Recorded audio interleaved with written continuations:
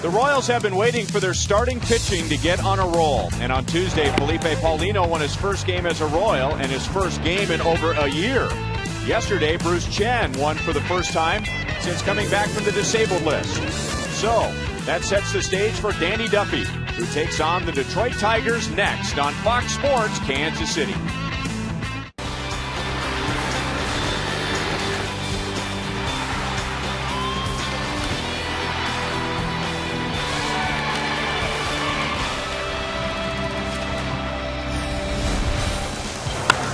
The Royals won 3 of the last 4 games on the road trip, with Eric Hosmer hitting 3 home runs during that stretch.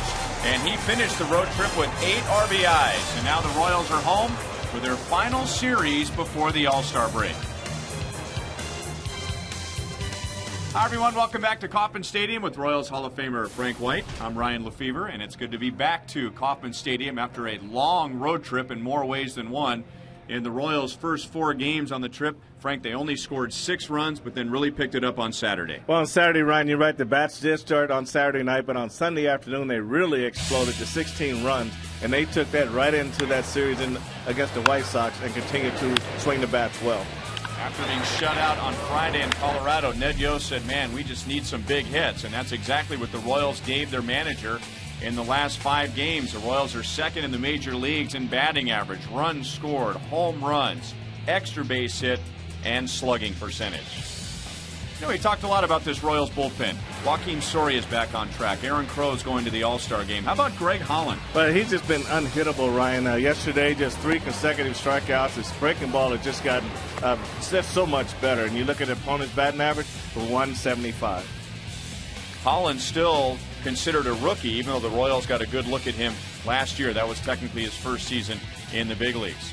So that sets things up for Danny Duffy as the Royals are looking for their 4th consecutive quality start. Duffy takes on the Tigers for the first time, and we'll take a look at what he will face tonight when we come back.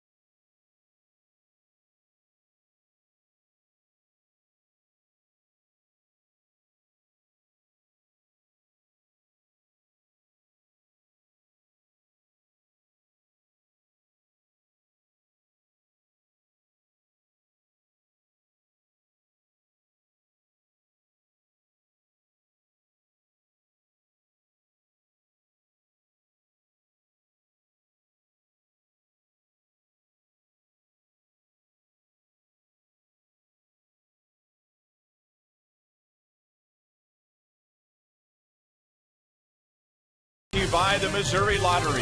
When you play, students win.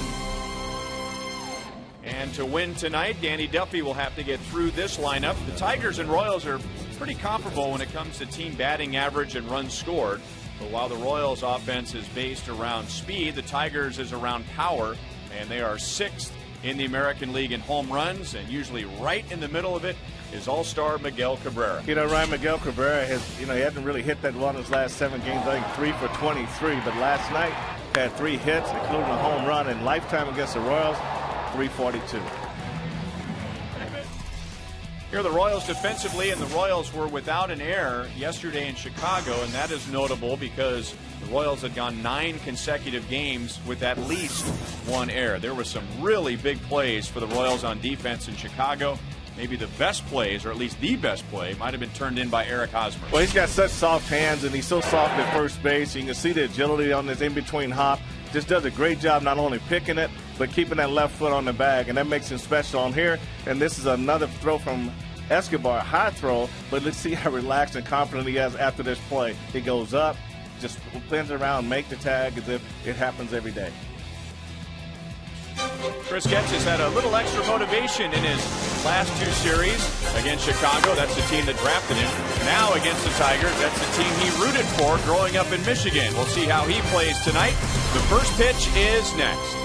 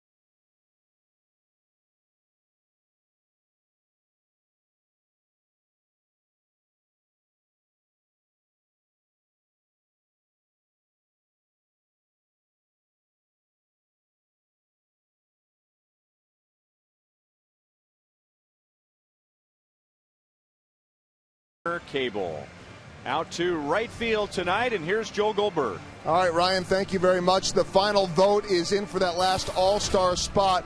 Alex Gordon ends up finishing 3rd in the voting. He was 3rd throughout the process. Paul Konerko was 1st the whole time, receiving over 8 million votes. They only received announced the amount of votes for the top vote getter, but Alex talking about how honored he was to have received so much support from the fans, from his teammates, and from manager Ned Yost. Really humbled by the whole process, but Alex Gordon finishing 3rd in the final vote. Guys? But still has a smile on his face and was saying before the game tonight that he was just proud to be a part of that final vote. And whether he goes to the All-Star game or not, it was a very good first half for Alex Gordon. A lot of fun for him, and just to be recognized coming off a year like last year where he knew he wanted to have a good year, and to be in contention for the All-Star game was just a pleasure for him. And Aaron Crow was equally appreciative of his selection to the All-Star game. 1 ball, 1 strike from Danny Duffy to Austin Jackson. And as you pointed out in Colorado, Frank, I mean, those 2 All-Star game selections, I mean, those are stories in themselves. Crow making it, Alex being in the final vote, considering where they were last year at this time. And the Royals themselves have to feel good about that. And the development guys, that really Aaron Crow gave Bill Fisher a lot of credit for getting him turned around. And Kevin Seitzer got together with Alex Gordon in the offseason. And it's nice to be able to do that and to see the guys go forward and go to All-Star status. It's equally more impressive. 2-2 on Austin Jackson. 79 degrees, some rain earlier today in Kansas City, so that's cooled things down. Game started on time at 7:10, and the time and temp is brought to you by the parking spot. Easy to spot, easy to park. The parking spot at KCI. So Danny Duffy, who will have some big strikeout games if he's on, going up against a hitter who will strike out. And the next strikeout for Austin Jackson will be number 100 this year. 3 balls, 2 strikes. Jackson yesterday against the Angels, he had a 4-walk game. Tigers would like to see more walks than strikeouts from a guy who can run like Jackson can. Well, it's just a matter of just putting the ball in play. I mean, that's 100 times you haven't put the ball in play, and just 25 of those or 30 of those be hits makes a big difference in the course of a season. And he's really given Danny Duffy a battle. A 9-pitch at bat with 4 foul balls. As a rookie last year, Austin Jackson finished second in the Rookie of the Year voting to Neftali Feliz. He scored 100 runs as a rookie. He is behind that pace this year. He has 43 runs scored. And Danny strikes him out. It took 10 pitches. And Jackson has his 100th strikeout of the year. Let's take a look at the key report for Danny Duffy, making his 10th start. 1 win. That was against the A's on June the 14th, 4 starts ago. The stat that still jumps out for him, walks, 24 of those in 46 innings, but he has improved that statistic recently. In his first 6 starts, he was over 6 walks per 9 innings, but now in his last 3, fewer than 2 walks per 9 innings. And that's what you're looking for with Danny Duffy. You're just looking for him to get better, and the walks was, like you say, was the one thing that really stood out, but he's really done a great job of that. Each start out, he's learning something about pitching every time out. So just keep going game to game. Ned Yost originally said it takes about 15 starts before you really can tell what the development is like. But right now, I think with him, he's got good poise on the mound. You can look at his face. You can't tell whether he's rattled or not. So his mound presence is very good. So it's just a matter of just getting out there and figuring things out for himself. Well, the 24 walks, only 4 have come around to score. So it's a very low percentage, but you only want to do that dance for so long. Eventually that's going to even out, and that number will increase, and it will do so quickly. Yes, it will. Casper Wells in left field for the Tigers tonight. Royals hoping for a swing, and Brian Pena jumping out of his crouch and emphatically hoping for an appeal, but James Hoy wouldn't go for it. 2 balls, 2 strikes. Well, just trying to sell it right here. He's feeling real good about it. He's pointing down the first base himself. Getz was guarding the middle, so the ball goes right to him, and Casper Wells is the second out.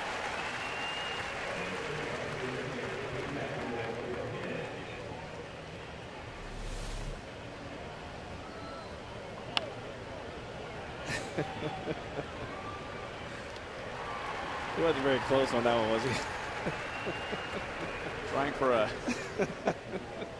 kind of a backhanded swipe of some sort.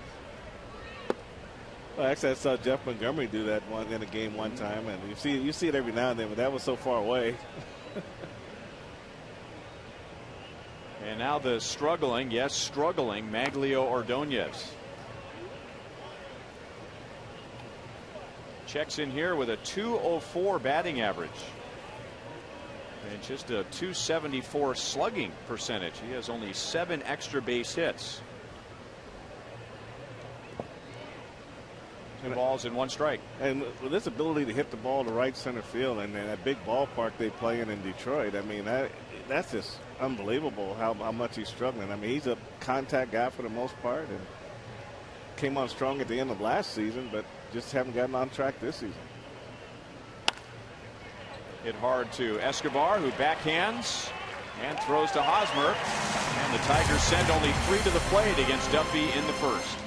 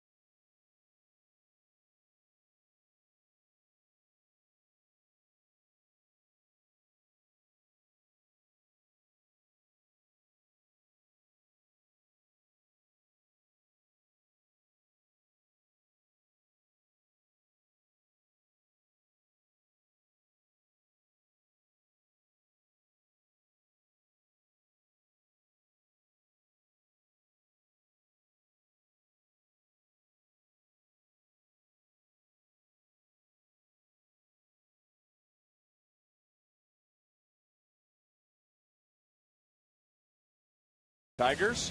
And let's take a look at the Royals lineup for tonight. Well, Ryan, you just look at one name on there, Eric Hosmer. He's been hot, 3 home runs in the last 4 games, and if he gets his bat going, that's really going to help that lineup and help Billy Butler, believe it or not, hitting in front of him.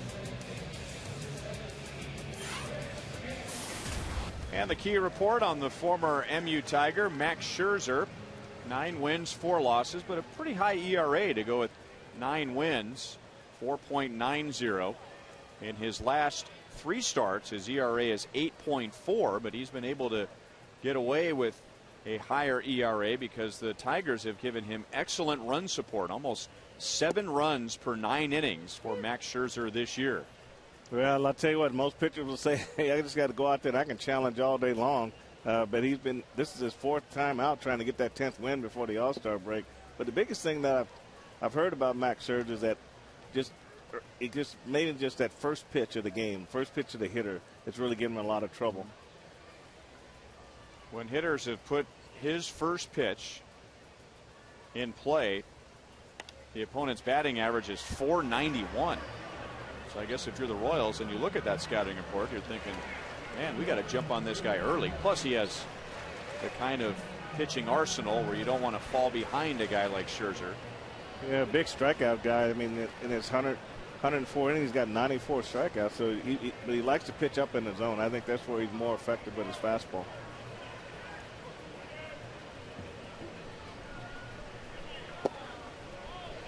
One ball, 2 strikes on Chris Getz, who grew up a Tigers fan. Hit .237 on the just completed road trip. Got off to a good start in San Diego. And then in 5 of the last 6 games on the trip, he led off. He leads off tonight and is able to plop that one out in front of Maglio Ordonez. So down in the count, 1-2. Getz has a leadoff single. Well, that really played in Chris Getz right there. This outfield, Maglio in right field, playing Chris Getz awful deep, and this ball gets in on him a little bit. And, Chris Guest not trying to do anything. He does a good job just coming right down on top of the ball and is above the trademark and didn't carry too well in the right field. But Ordonez plays Chris Guest a lot deeper than most teams do.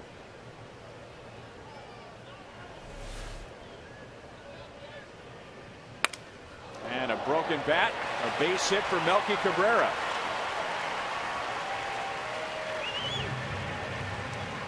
So there's the batting average going up again, and now Cabrera going chest to chest with the other Cabrera. So hey, you think you're a good hitter, huh? How about that base hit? Well, that first pitch, you talked about it, Ryan, a high batting average on first pitch, and that looks like the Royals are trying to be aggressive on first pitch. Right back through the middle. And Chris Getz had some thoughts about going to third, but Austin Jackson did a good job coming in and shutting it down. And here's big man, little man.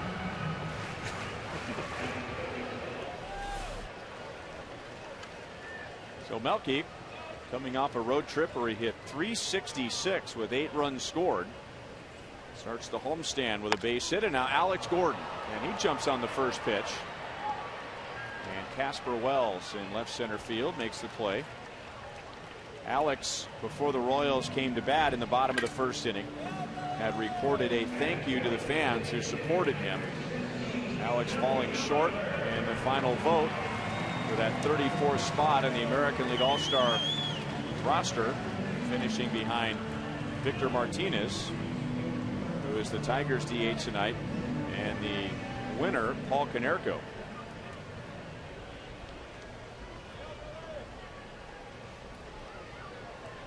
When you players like Aaron Crow and Alex Gordon, just to be mentioned with the best players in the game, I think that is kind of what they're going on right now, is that both guys are I wouldn't say surprised where they are, but they just overwhelmed by the way the fans have reacted to the vote for Alex Gordon. Aaron Crow just stepped right in there, didn't know whether he was going to start, be a reliever, but he took on that setup role like he's been doing it all of his life, and now he's sitting getting ready to go to the All-Star game. So it is pretty great that they're raw players, and because it's been a long time since we had 2 guys considered for the Hall of Fame. Getz takes off, and Scherzer was able to adjust and throw him out.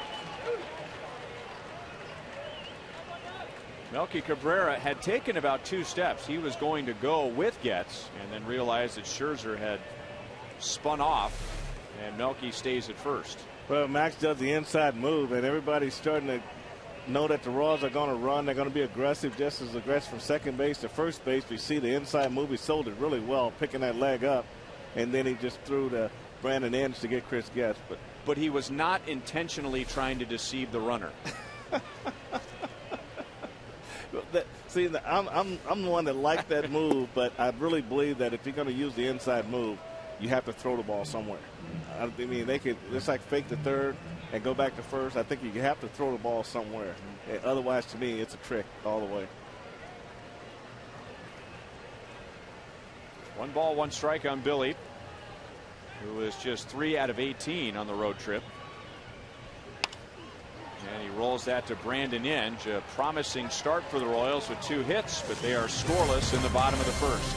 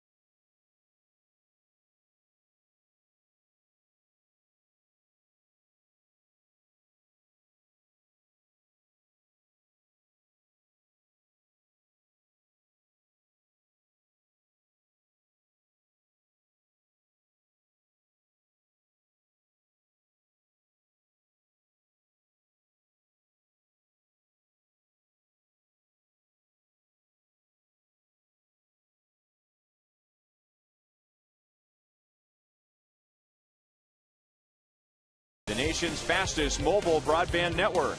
By Panera Bread Catering. Order online at PaneraKansas.com.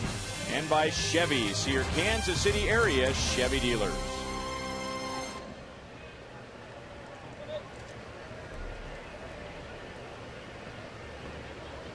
No score to the top of the second inning. Danny Duffy got the Tigers in order in the first. So he'll face Miguel Cabrera with nobody on base. Frank told you at the beginning of the broadcast he's just 3 for his last 23. Although he did have a big hit for the Tigers in the 8th inning last night in Anaheim, a 3-run home run. He is a .342 career hitter against the Royals, and at Kauffman Stadium he's even better than that. .376.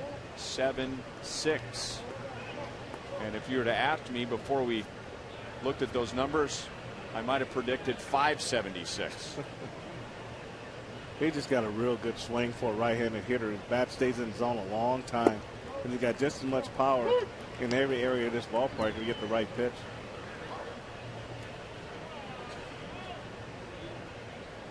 Cabrera will be going to the All-Star game with 3 other teammates. Thought he had ball 4. Alan Porter calls it a strike. 3-2 with Victor Martinez behind him, and then Johnny Peralta. You can't really ask for Duffy to put that pitch in any better spot right there, 3-1. And he's pitching down in the zone, which is very good. So a leadoff walk to Cabrera. And that brings up Victor Martinez. Victor Martinez is an amazing guy, Ryan. I mean, you look at his numbers after Cabrera walks. I mean, it's a huge number. And it's like 420 after he walks. Unbelievable. And that just shows this is a guy that hits under pressure. Well, the Tigers, quite frankly, are going to need somebody like that, because if Victor Martinez is not doing something behind Miguel Cabrera, the league will just continue to walk Miguel Cabrera. Well, that's true. And I tell you what, though, being a switch hitter, it doesn't hurt, because you can always have the advantage of the pitcher. But just being a great hitter makes it even easier for you. Like Alex Gordon, Victor Martinez found out tonight that he did not win the final vote. He finished second to Paul Konerko. So the Tigers came very close to sending 5 to the All-Star game. Justin Verlander will go. Jose Valverde. Their closer will go. Miguel Cabrera. And the catcher Alex Avila. They're all All-Stars for the Tigers. 2 balls and 1 strike. Martinez helping Duffy out. Well, it's even more impressive about Martinez, following a walk by Cabrera's got that 420 slugging percentage. I mean, 540 slugging percentage, and he also has 20 RBI. So that's pretty impressive.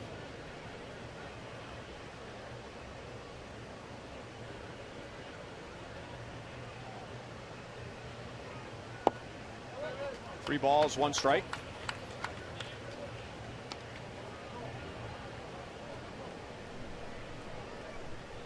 This will be a test for Danny Duffy going up against a veteran lineup.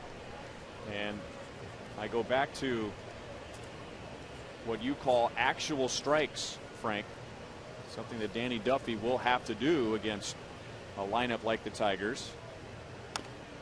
Fouled away by Martinez. We did see Victor Martinez earlier in this at-bat chase a pitch that was well out of the strike zone, but you figure with guys like Ordonez, Cabrera, Martinez, Peralta, even Brandon Inge, for the most part, are going to make the pitcher throw actual strikes. And they will. And what's going to hurt Danny if he's not careful, if he gets behind in the count, because the Tigers are a good fastball hitting ball club, and if he's got to get it in there and they're always in the hitting count, then they have a better chance of squaring him up. But if he gets ahead of him, then he's got a better chance to get him out.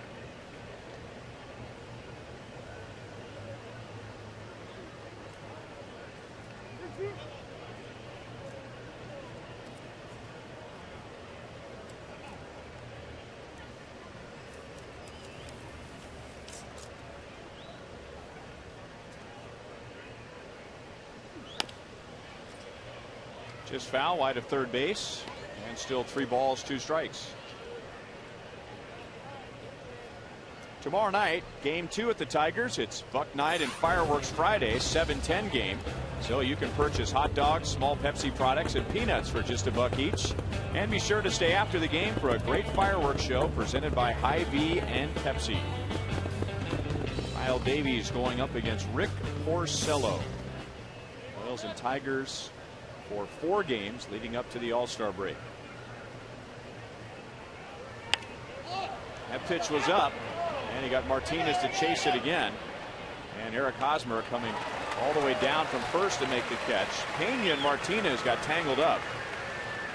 So a good play by Hosmer, not just to make the play, but not to assume that Pena was going to make the play. Well, that's true. That's a long way for him to come, and that's usually you see the backswing by Martinez right there. And I don't know if Brian saw that or not, but came pretty close to getting whacked pretty good. So there's an example right there in that at bat for Victor Martinez where Danny Duffy benefited from a hitter not swinging at actual strikes. Right. They'll go down in the book as strikes because he swung at them, but they're not necessarily Fox tracks strikes. I agree with that, Brian, and that's where Danny's got to get better, and he can get away with that borderline fastball. That was a little higher than borderline, but the reason he swung it because it was 3-2, and he was looking fastball, and he saw it up, and he thought he could drive it. But early in the count, you swing at those pitches to get yourself in trouble. And now 0-2 to Johnny Peralta.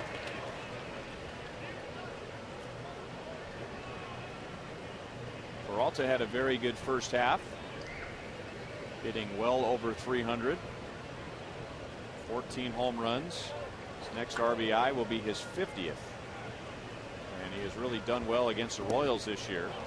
That skips past Pena and will allow Cabrera to move up to second base.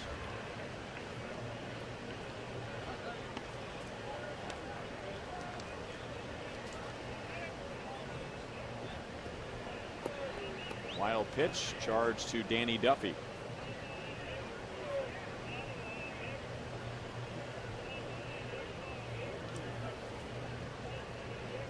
So you can see the 2 strikes to Johnny Peralta, just right on the edge of the strike zone. And that was up and out of the strike zone, and Duffy strikes out his second.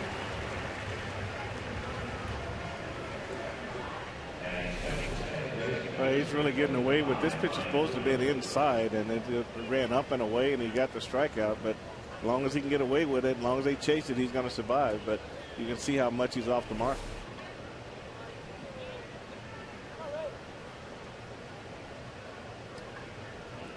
So 2 down, and now to Ryan Rayburn. That pitch is called high by Alan Porter. Rayburn at just 205. The Royals haven't helped him at all this year. Just 1 for 10 against KC. Going back to his original position tonight, second base. Came up as a second baseman through the Tigers system, but really made a name for himself in the big leagues as an outfielder. Yeah, one of the big numbers on Rayburn in 72 games, he got 80 strikeouts, and I think that's a big number.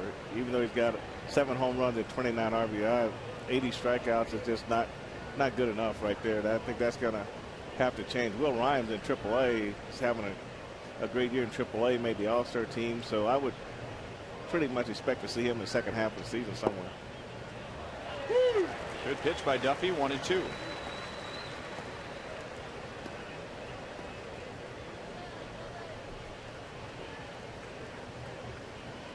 Danny trying to get around a leadoff walk and a wild pitch. He's gotten a pop up from Victor Martinez, who's hitting .323, and a strikeout against Johnny Peralta, who's hitting .310. Still 1 ball and 2 strikes on Rayburn.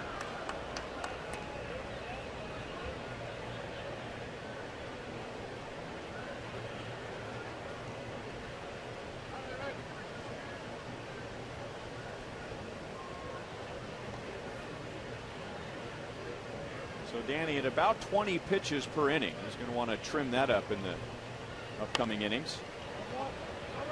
22 pitches in this inning.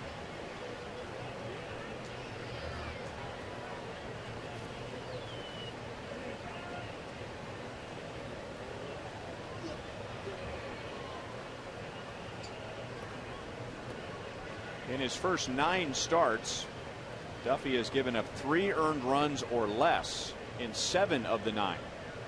And he has expressed a desire to pitch deeper into games, only going about 5 innings per start, but he has had very few clunkers. And now Ryan Rayburn, the 205 hitter, it's a 2-run home run to left field to give the Tigers a 2-0 lead. So he works around again. Martinez at 323, Peralta at 310, and it's Rayburn down in the count 1-2, going deep to left field. Well, you look at that 1-2 pitch from Duffy. It's supposed to be an in off the plate, and he got too much of the plate. And Rayburn's an inside fastball hitter. You see Brian Payne is sitting way in there, didn't quite get it in there far enough, and Rayburn really made him pay for it.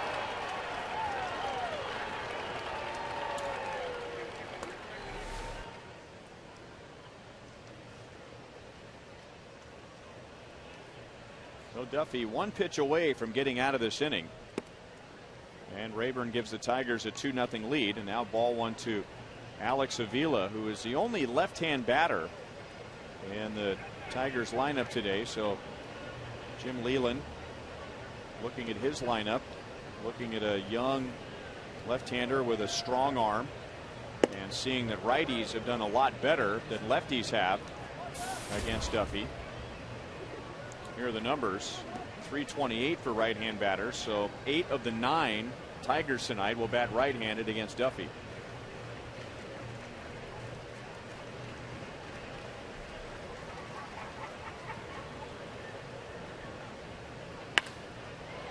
Avila goes to the opposite field. Alex backing up right in front of the track, and he makes the catch. Ryan Rayburn with 2 strikes and 2 outs hits a 2-run home run.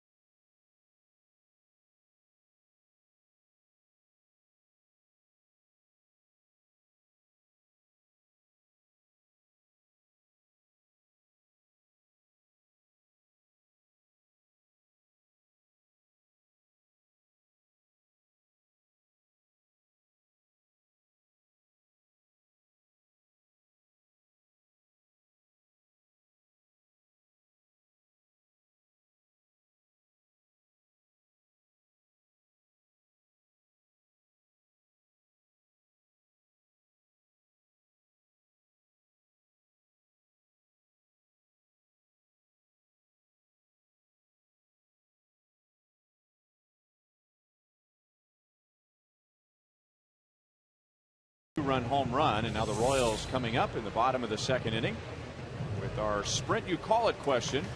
Who is the most dangerous number 5 hitter in the American League? Robinson Cano, Eric Hosmer, Victor Martinez, or David Ortiz?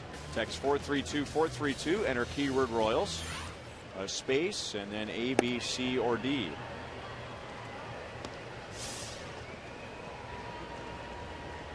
Eric Hosmer is hitting .385 when Ned Yost bats in 5th this year. 1 ball, 1 strike against Max Scherzer. I think I'm going to go with the more experienced hitter. I'm going to have to look at Victor Martinez. Robinson Cano really is a tough hitter also, and playing in New York makes it even tougher. But I'm going to stay with Victor Martinez at this point. Who is mostly a designated hitter these days after all those years as a catcher with the Indians. David Ortiz, a DH. Robinson Cano, a slick fielding second baseman. Eric Hosmer has been outstanding on defense this year for the Royals, whether he's hitting or not. A strong finish to the road trip for Hosmer. 3 home runs, 6 RBIs in the last 4 games. When you see young players like Hosmer and Escobar, and you see those guys that come up to struggle with the bat for a little bit, but they continue to play defense. So it tells me that they're not rattled by the big crowds or where they are. They basically saying, I'm a hitter. When I'm not hitting, I'm playing defense, and they know how to separate their game. And as young players, that's pretty impressive.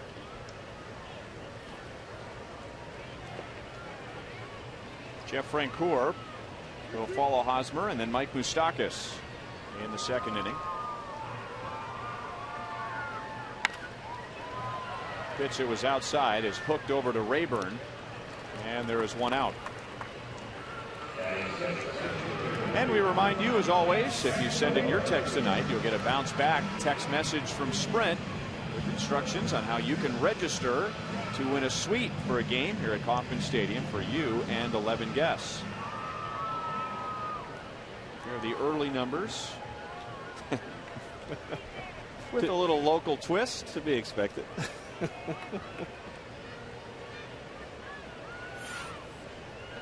Although you can't shake a stick at a .385 batting average. Hosmer really at this point can't call him a true number 5 hitter because he's hit in several spots in the batting order. 3rd, 2nd. He's hit 6 in the order.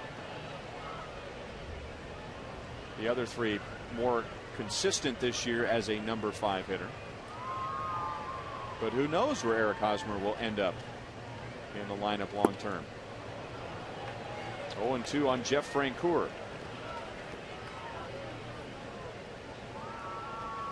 Well, Ryan, you had your first airing of your new show with Jeff Francoeur this afternoon at 5 o'clock. I have to say, it's very impressive. I didn't see it. Well, sorry. I'm sorry you missed it. Of course, I lived it.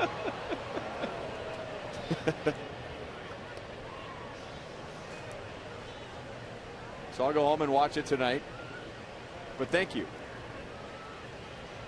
And I can tell you it wasn't very difficult talking to this guy. I mean, he's about as easy an interview as you're ever going to come by. And he's not a controversial figure, but there are some things that we needed to get into. And it's a pleasure interviewing somebody who is an open book. Right. I agree. I mean, he's very approachable, and he loves to talk, and that helps. And he knows the game, and he knows what it takes to play this game, and he's got some interesting ideas about what he wants to do if he wants to get out of the game. He wants to be a country western singer if he could.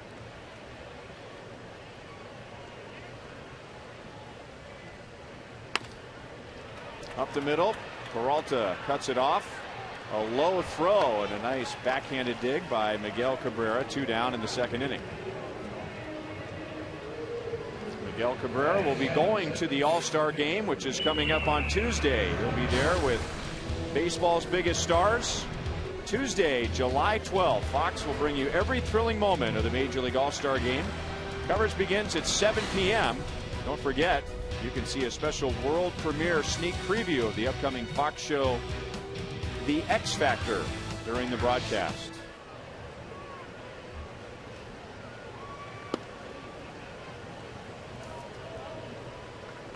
So 2 down to Mike Moustakas, who batted .267 through San Diego, Denver, and Chicago, but finished 0 for his last 13. And Scherzer missed badly with that pitch, but it appears that Tigers are going to try and pitch Moustakas in.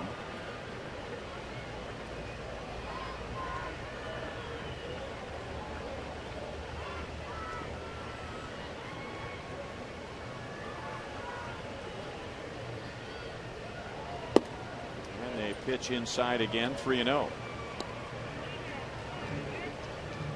It looks like Scherzer's really holding on to that fastball a little bit too long. Vila wanted this ball out, and he just jerked it back inside again. 3 balls, 1 strike.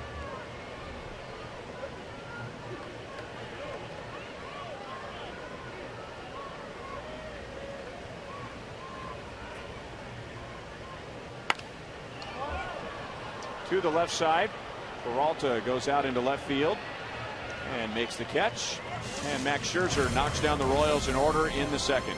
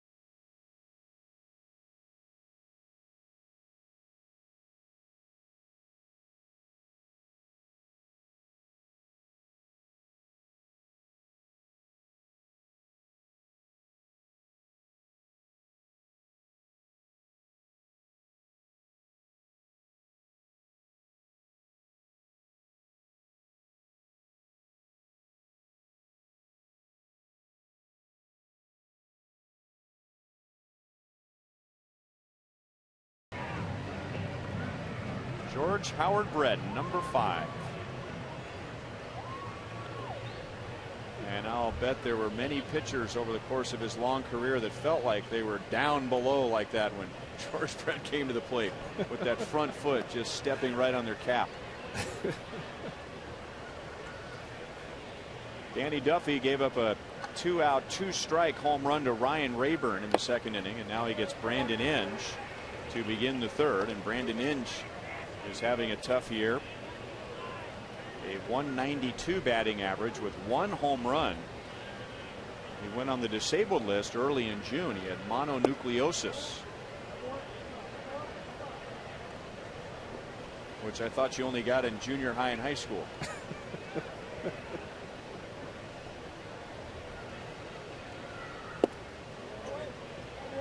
2 balls and 1 strike. Well, that's a good curveball.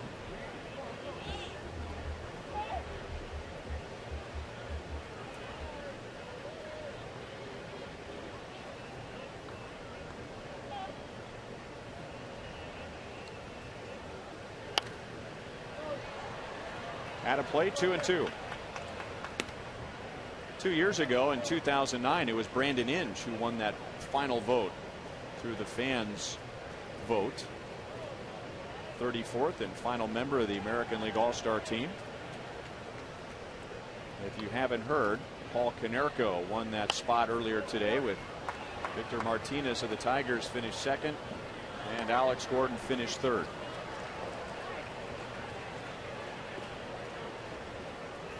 Alex very gracious at a press conference earlier today at Kauffman Stadium that he was just a part of that final vote, and thanked all the fans for spending the time that they did to vote for him. They had a voting party here in Kansas City last night, and Alex with his wife Jamie attended that. And we just got back from a long road trip, 9 games in 10 days, which seemed a lot longer than that, but Alex still had plenty of time to attend that party and stayed for a couple of hours.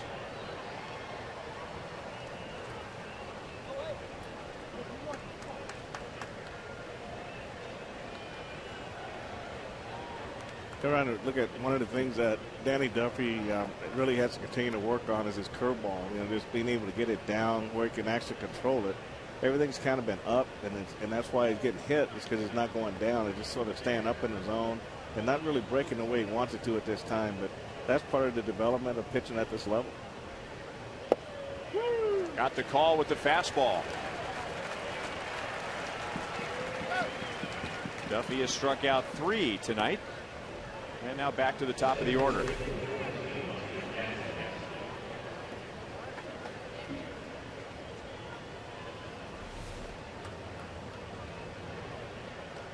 Now that was an 8-pitch strikeout with 4 foul balls to begin the game. Austin Jackson struck out on 10 pitches with 4 foul balls, and that at bat wore him out so badly that Ramon Santiago is going to bat for him in the 3rd.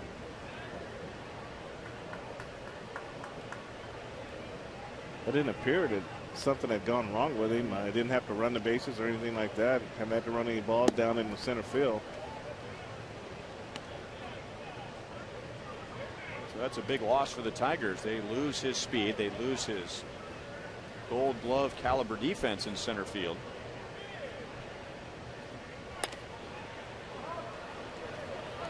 Eric Hosmer over in front of the camera bay makes the play to get Santiago. 2 down in the 3rd inning.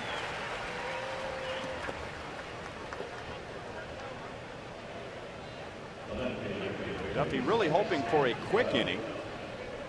19 pitches in the 1st, 26 in the 2nd. And now 11 pitches to the first 2 in the 3rd. Now he has given up a 2-run home run, but to this point you would think his biggest enemy would be his pitch count. It's climbing pretty quickly, and that's just part of his game. And it's not so much the strikes that he's throwing, but he gets a lot of foul balls when he pitches, and I think that's part of the problem there too. He throws a lot of borderline fastballs that get fouled off, and he's up a little bit with his breaking ball. That pitch gets fouled off a lot too, so that's part of his problem too. Not the fact that he's not throwing strikes, but if you can add up the foul balls, it'd be quite a few. There's another. And that happens quite a bit to guys who have the type of pitches that Danny Duffy does. The quality of his pitches are so good that the hitters just can't make solid contact. The best they can do is foul it off. 3-pitch strikeout against Casper Wells. So another 3 up, 3 down inning, and he has struck out 4.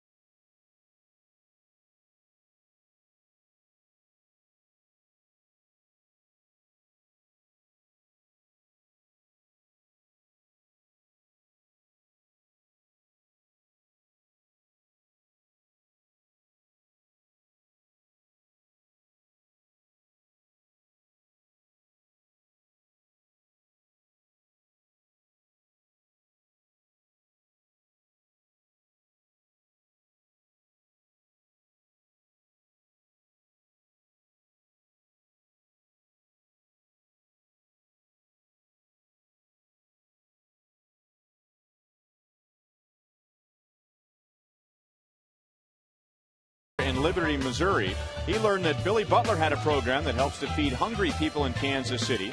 So he encouraged his friends to bring food donations to his 8th birthday party instead of presents. David collected 2 grocery carts full of food, which he donated to the Hit a Ton program.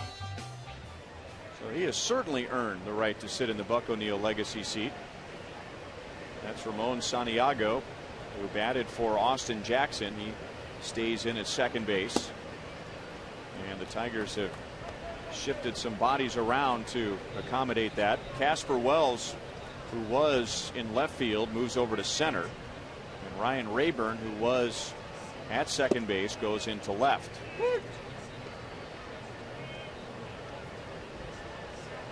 Austin Jackson, who we just heard, left the game because of soreness in his left wrist.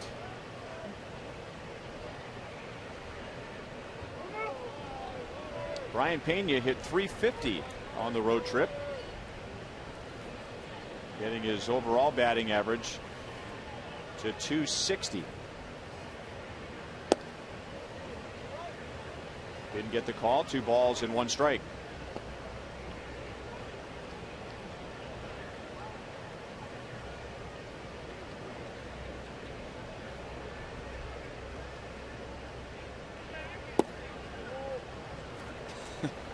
Brian will give you some very impressive poses at times, just to emphasize the fact that he did not swing.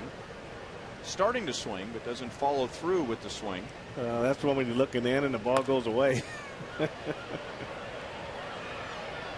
then he comes out of his shoes with that swing and fouls it away. He's been making steady progress. He's hit in 17 of his last 20 games, and I think that is, when you're not catching every day, you know, he's made the most of his opportunities of late.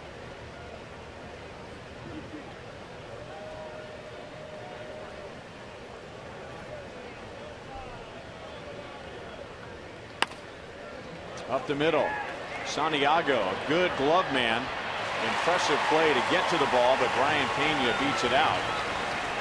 So Santiago, normally a shortstop, tested right away just into the game. And Pena has an infield single. But the key to this play here, Ryan, is being able to stay on your feet and long enough to get a strong throw off. And he's going so fast up the middle there that he doesn't have enough energy to get that good throw back to first base. He does everything right, but just so much momentum going toward left field, it just didn't have enough to get redirected back to first base on that throw.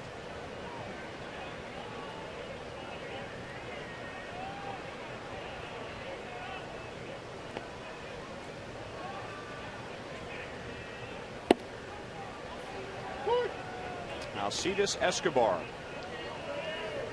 added 265 on the trip, so he's up to 253. Remember, just a couple of homestands ago, he was struggling to stay above 200. Yesterday in Chicago, really did a good job of driving the ball the other way. A broken bat, Santiago, a quick flip to Peralta, who turns the double play. 2 out, nobody on.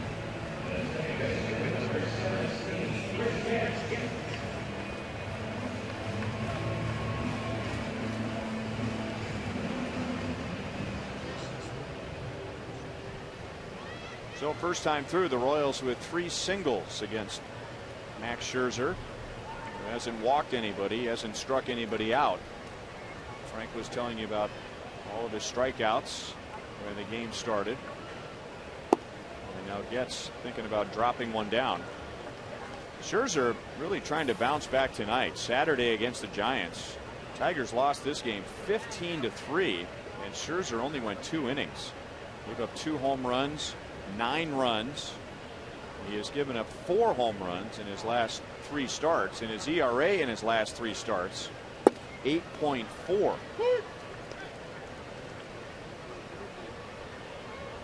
Got off to a 6-0 start this year for Jim Leyland. 6-0 in his first 9 starts with a 2.81 ERA. He was one of the best pitchers in the American League. Tonight, he has 3 scoreless innings. The Tigers have a 2-0 lead.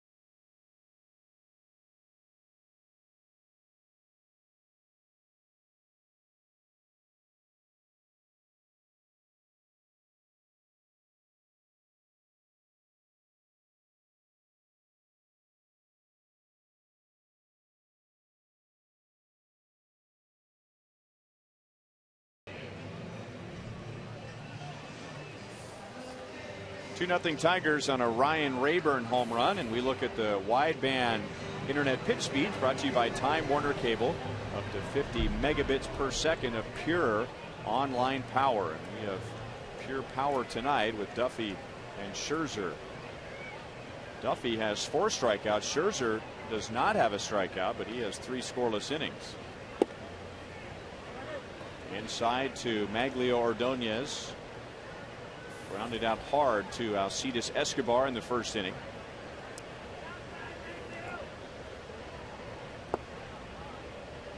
Two balls and no strikes. Ordonez was on the disabled list in the middle of May. Problems with his right ankle. He broke that ankle last year. In fact, almost a year ago, July the 25th.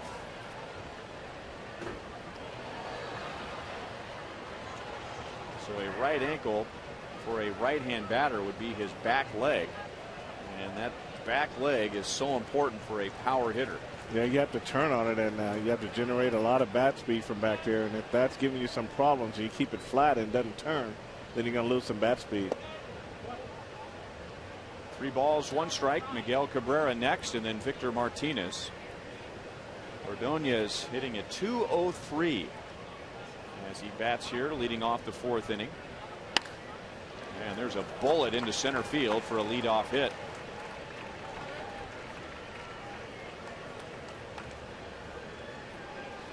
Coming up on Saturday, we'll hope you'll join us when we celebrate 100 years of Buck O'Neil. Royals and the Tigers will start at 6:10. The first 20,000 fans receive a Monarchs pennant presented by Sprint. So get to the K early for the Buck O'Neil Centennial Celebration.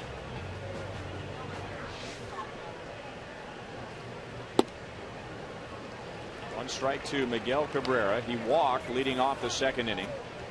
Went to second on a wild pitch, and then Duffy retired 2 good hitters. Victor Martinez, Johnny Peralta, both in the top 10 in hitting this year, and then was ahead of Ryan Rayburn 1 and 2.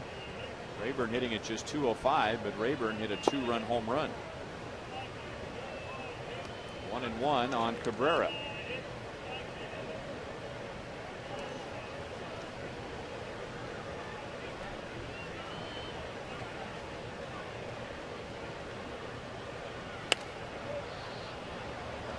One and 2.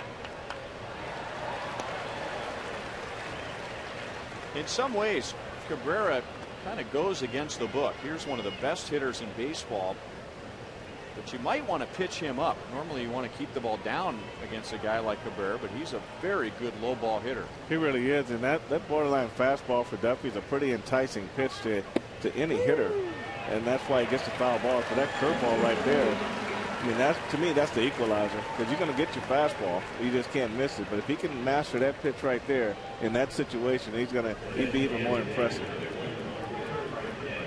Let me just take a look at this pitch here and just look at the break on it and how easy it comes out of his hand. Now, most times you would say that's up a little, but it's just a pitch that they're not looking for, and it's a great pitch to throw. So 5 strikeouts already with 1 out in the 4th inning, which I believe is one of the winners on our Fox Hot Watch tonight. And now way outside to Victor Martinez, who popped out to first in the 2nd inning. And on 2 occasions in that at-bat, Martinez had difficulty laying off high fastballs, not high in the strike zone, but high and out of the strike zone.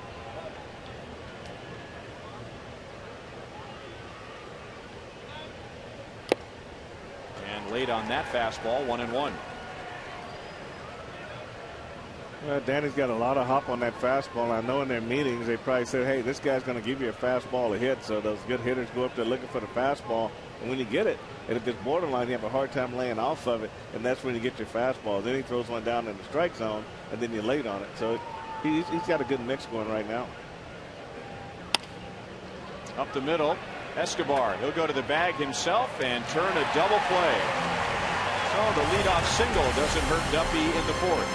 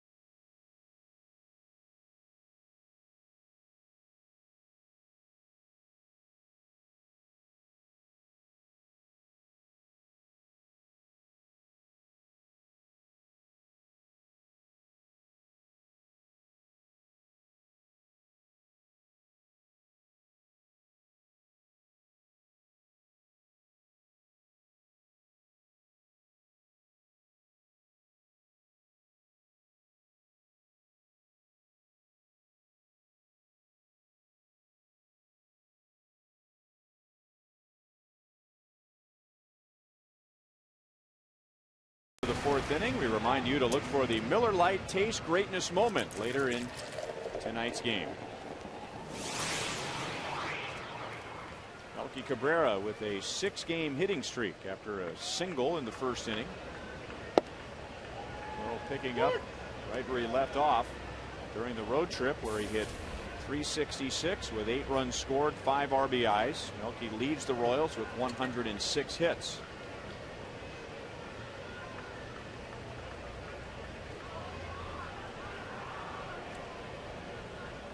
A scattering of balk screams throughout Kauffman Stadium, so all the runners will move up.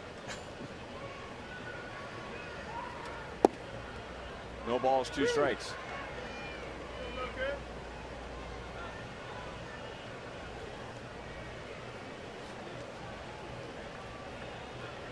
So the invisible runner at first goes to second.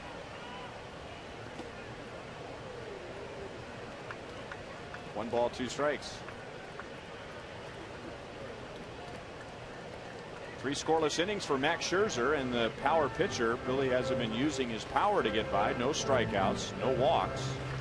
Royals had 3 singles in the first 3 innings. They opened the first with back-to-back hits from Getz and Cabrera, but Getz was caught stealing. And then Scherzer got Gordon and Butler, and despite 2 hits, only needed 10 pitches to get through the first inning. And he retires Melky Cabrera for the first time tonight. 1 down.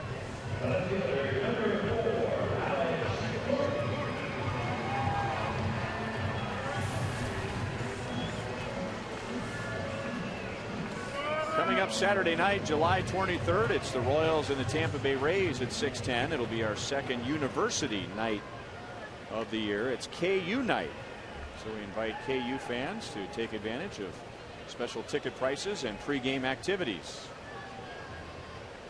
Presented by the TV home of the Big 12, Fox Sports Kansas City.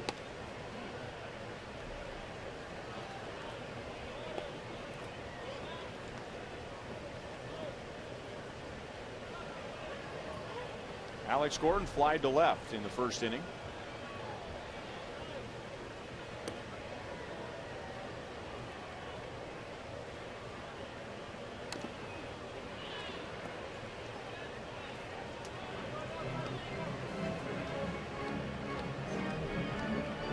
Alex, the Royals' first-round pick in 2005. Max Scherzer was Arizona's first-round pick in 2006.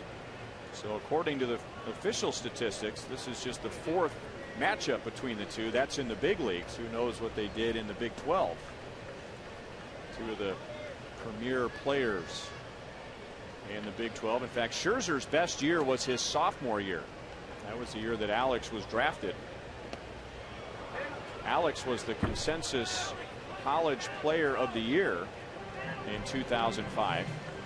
And that was the same year that Scherzer was the Big 12 pitcher of the year. And then taken by the Arizona Diamondbacks the very next year in the first round. Yeah, Alex showed a lot of maturity. Ryan had the 4th strikeout night and then came back the next day and got it was 2 for 4. Normally you go out and you strike out 4 times. That might signal a long string of at bats without a base hit, but to come back and get 2 hits the very next day, that means that he's definitely in control. That was the pitcher was probably better than him just that night. And he had the right attitude. You know, he said if we had lost the game, he'd have been really upset with himself that he struck out 4 times. But as he put it, we won the game, so who cares? So obviously he meant it because he was able to bounce back, as you said yesterday. Down on strikes, and that's Scherzer's first.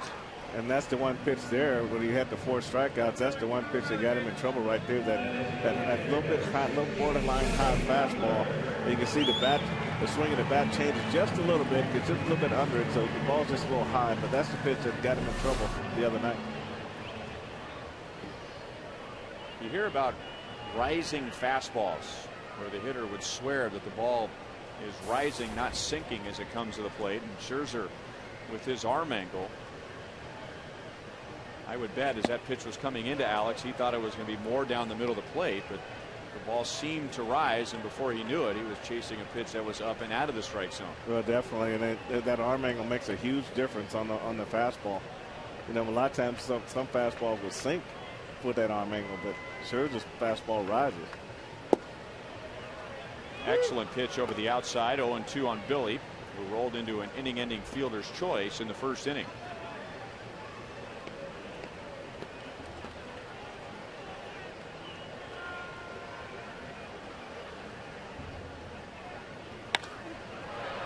High to left field, medium deep, and Rayburn is there to make the catch. Max Scherzer has retired 11 of the last 12.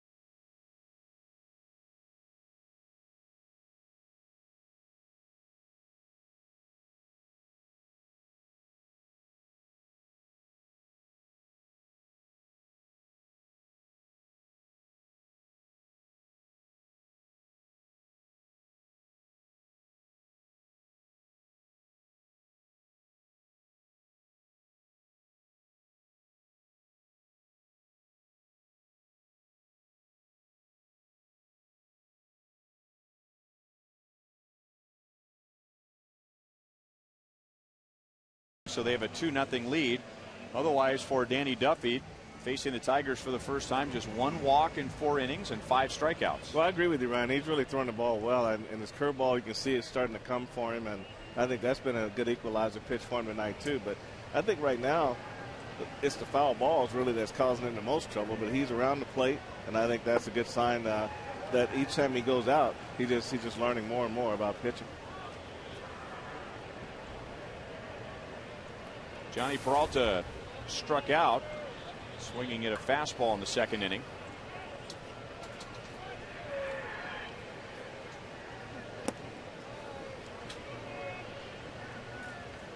Duffy has thrown 73 pitches, and by my count, and this is unofficial, 16 foul balls. So that's an inning's worth of foul balls. Popped up. And it's Francoeur coming up in right field with Melky Cabrera coming over to back him up. Johnny Peralta is 0 for 2.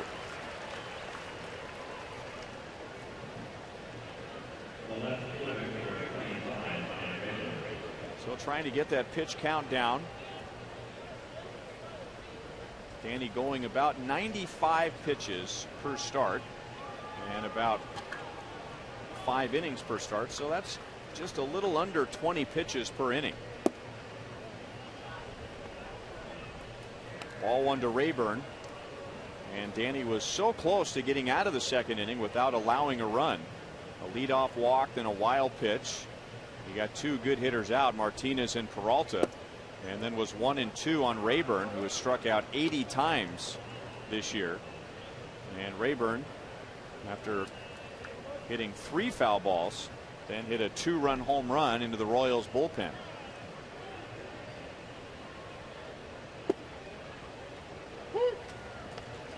Two balls and 1 strike. It looks like the game plan is to pitch Rayburn in, but like I say, they missed, and it's really to his advantage. But the first 3 pitches have been on the inner half of the plate. A little high, 3-1. Rayburn started the game at second base, and then Austin Jackson, the center fielder, came out after 2 innings with a sore left wrist. So the Tigers shuffled everybody up, and Rayburn ends up in left field. Mentioned earlier when he came up through the Tigers system, he was a second baseman, and compared to Jeff Kent, which would bring to mind a second baseman known more for his hitting than his fielding, and power hitting at that. First got to the big leagues in '04 as a second baseman, then spent 2 years in the minor leagues moving to the outfield, and that's where he's played most of his big league career.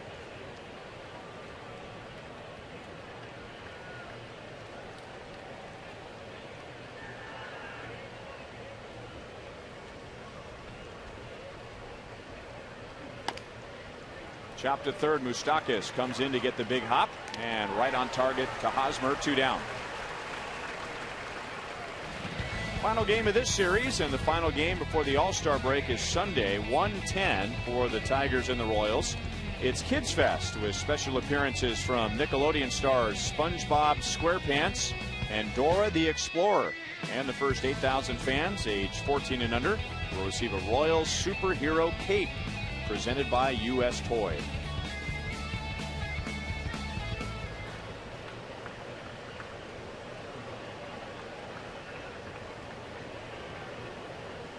Alex Avila 0 for 1. And he looks at a curveball outside.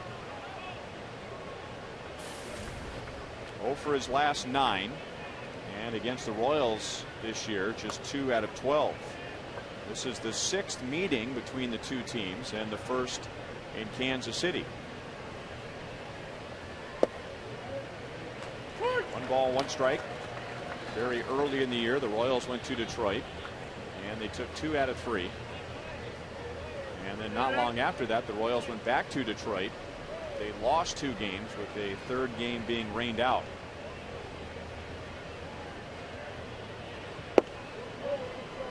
Just outside. Pena holding it out there for home plate umpire Alan Porter to get a longer look. Yeah, Vilas really made some big strides with the bat this year. I know he's 0 for 9, but he's been swinging the bat pretty good in terms of hitting the ball, and they've really been impressed with his ability to drive the ball in the gap to left center field. So he's just hands hitter, not a lot of body, just trusts his hands to get through the zone, and they really like his bat. And that bat sends him to the All-Star game. Batting at .289 at the moment. Bounces it off the plate and foul.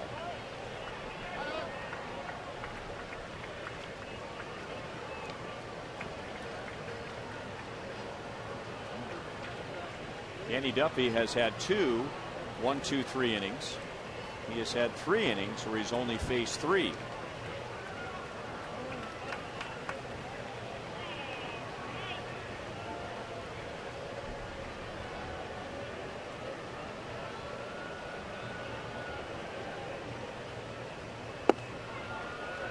Three balls, 2 strikes.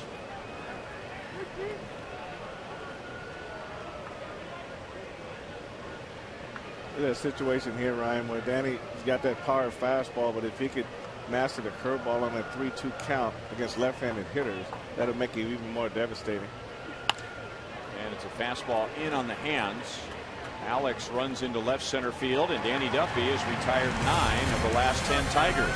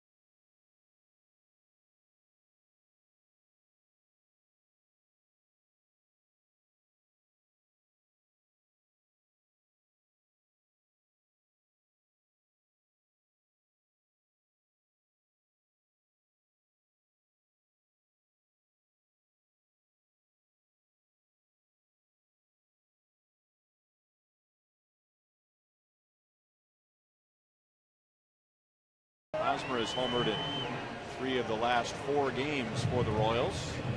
And with that in mind, who holds the Royals record for most consecutive games with a home run?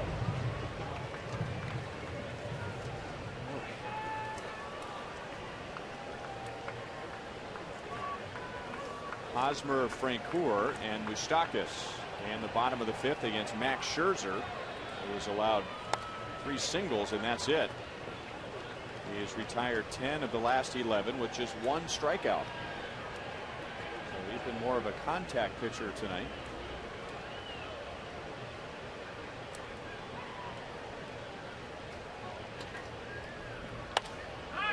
And that's a fair ball past third. Rayburn plays it off the barrier and into second base with a leadoff double is Hosmer.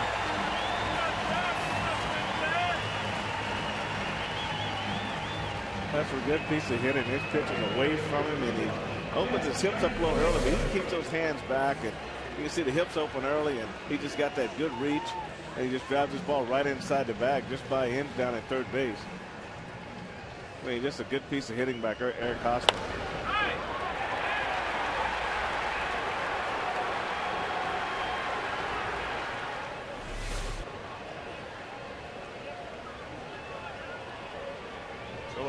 First extra base hit, and we told you when we came on the air tonight that the Royals over their last 5 games, and that goes back to Saturday in Denver, the Royals have the 2nd most extra base hits since then. 25 extra base hits.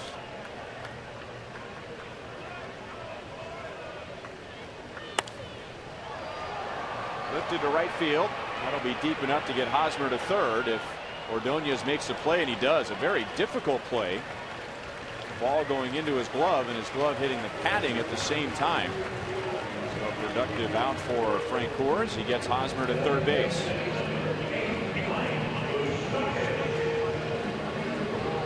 You take a look at this one here, Ryan. This is clearly one you can get off your lips if you're not careful, but he does a good job of.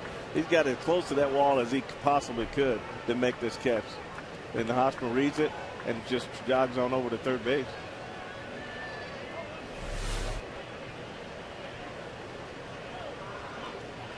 So Mike Moustakas with a well-placed ground ball could pick up an RBI. He'd like more than that.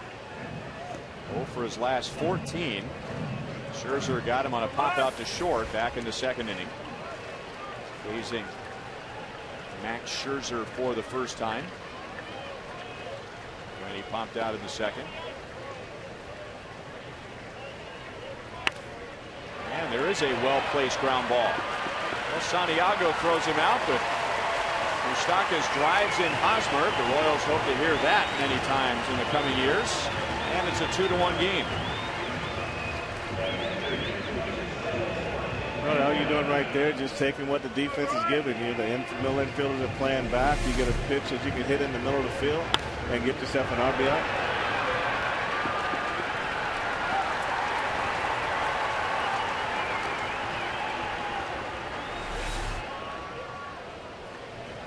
Two outs to Brian Pena. On with an infield single in the 3rd inning.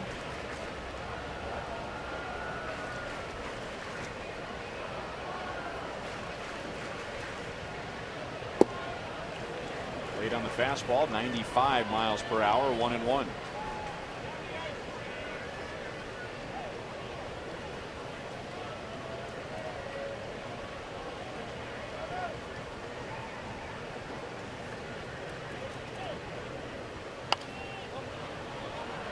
ball, 2 strikes. Max Scherzer, when he was at Missouri for 1 year, was a teammate of Aaron Crow, who was going to the All-Star game. So a couple of guys from different sides of Missouri. Crow actually from Kansas. Scherzer from St. Louis. Frank, that's that little town over near the Missouri-Illinois border. Meeting halfway in Columbia. Little town.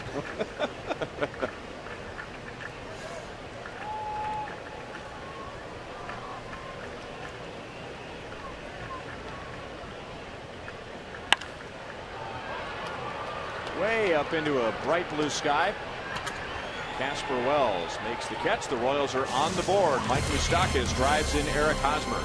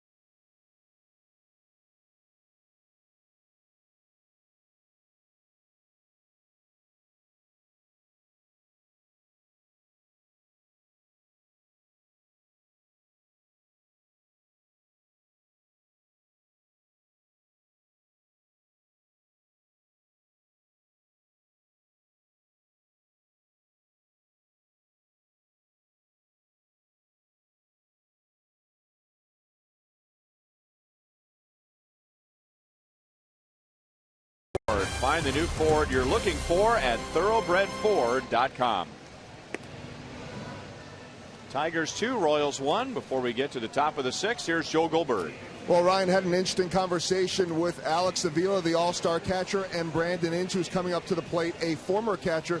They had obviously never seen Danny Duffy in person, but they'd been studying video of him, and they could tell just based on his demeanor, very confident. And Alex Avila kept saying, this is a power lefty, and there aren't very many of those guys in the game. They both were in agreement. If he can harness everything, doesn't need to strike everybody out, he could be a very dangerous weapon. And they said, kind of reminds us of what we had to do with Justin Verlander when he was young, guys. Well, that's turned out well for the Tigers. I don't know if there's a better pitcher in baseball right now than Justin Verlander, who is 11-4 with a 2.26 ERA. 4 complete games, 2 shutouts, one of those a no-hitter, the second of his career.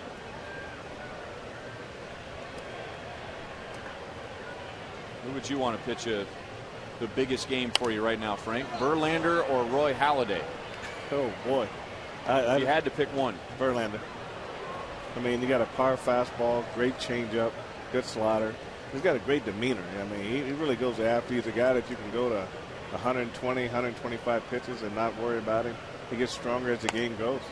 How about that strikeout to walk ratio? 138 strikeouts, 31 walks. A 187 opponent's batting average. The Royals will see him on Sunday. 3 balls and 2 strikes on Brandon Inge. Inge struck out taking a fastball in the 3rd inning. Duffy has struck out 5. He has retired 9 of the last 10. Make it 10 of the last 11. 6 strikeouts and 1 away in the 6th. Tonight's copyrighted telecast is presented by authority of the Kansas City Royals and may not be reproduced or retransmitted in any form. And the accounts and descriptions of this game may not be disseminated without the express written consent of the Kansas City Royals Baseball Corporation. Ryan Lefevre with Frank White, Joel Goldberg, producer Kevin Schenk, director Steve Kurtenbach, associate Al Broughton, Sam Abramson, and the producer of Royals Live is TJ McGinnis. Lined and caught. Nope, out of Escobar's glove. So used to him grabbing everything. And that was not a max effort play. And you wonder if Santiago hit a knuckleball out his way, because looked like Escobar was going to make that catch. Well, it looked like it was going to be an easy catch for him, Ryan. I think the ball might have moved a little bit right at the end, and he just wasn't ready to speed his feet up at the same time. But it looked very catchable. And usually, if he knows he's got to have trouble with that ball, he'd probably dive and make that play. So he probably felt pretty comfortable coming off the bat that was going to be right to him. It's a base hit for Santiago, who's 1 for 2. He batted in the 3rd inning for the first time. Austin Jackson struck out in his only at bat and then left the game with soreness in his left wrist. Casper Wells has grounded out and struck out against Danny Duffy.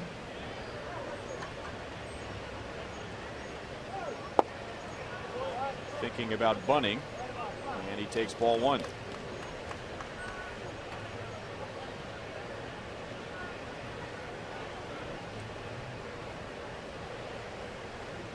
Duffy had 97 pitches, and at the moment nobody warming up behind him in the Royals bullpen.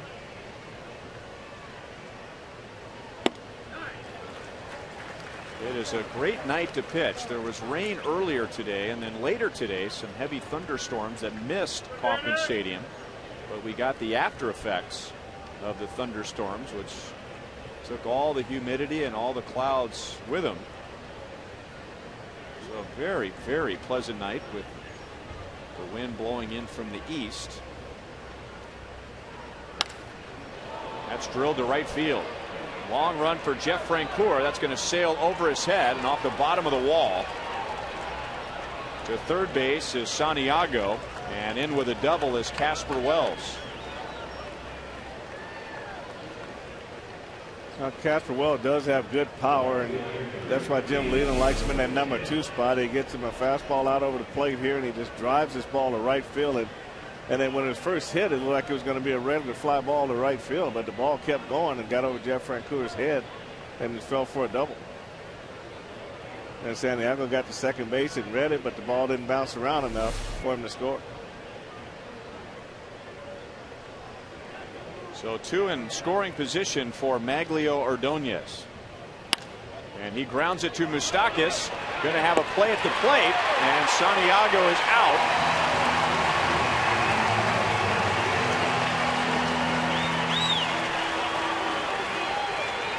So 2 down, runners at first and third.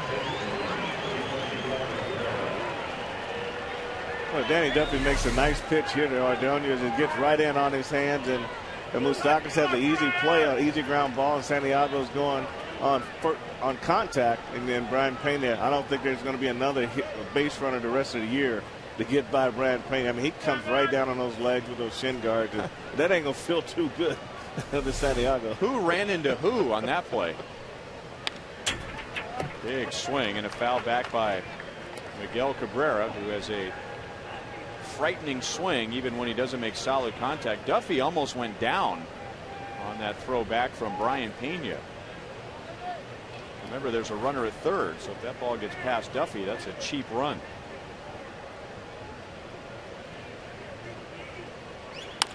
And now Cabrera rolls it to Moustakas. It's past him. Escobar, and they get the force at second base. Always going to the ball, and most of the time he finds it. But Moose goes over and kind of screens him off with this ground ball, but he does a great job of staying with it and get a nice throw to get to second base.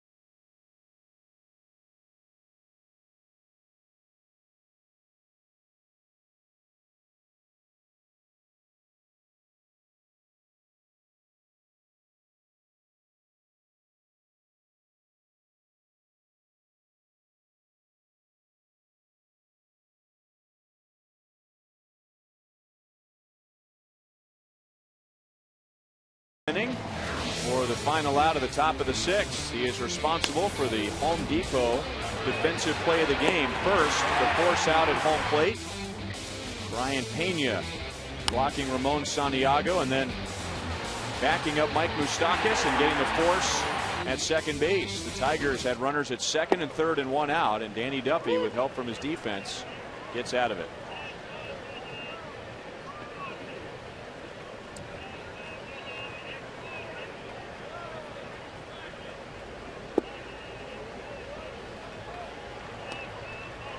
One ball, one strike on Escobar, and to say the least, Danny Duffy appreciates the defense behind him in that inning. I'd love to see that emotion. Tigers trying to build a little rally, which began when Escobar didn't handle a line drive off the bat of Santiago, but Alcides did more than make up for it. 0 for 1 tonight, grounded into a double play in the third inning, and now popped up Cabrera into foul ground, one away. This is our Sonic Slam inning, and our contestant is Mike Bean from Gardner, Kansas. Ross hit a home run this inning. Mike will win $4,200.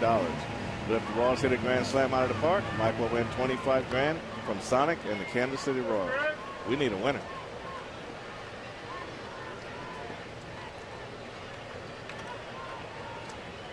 Chris Getz with one out.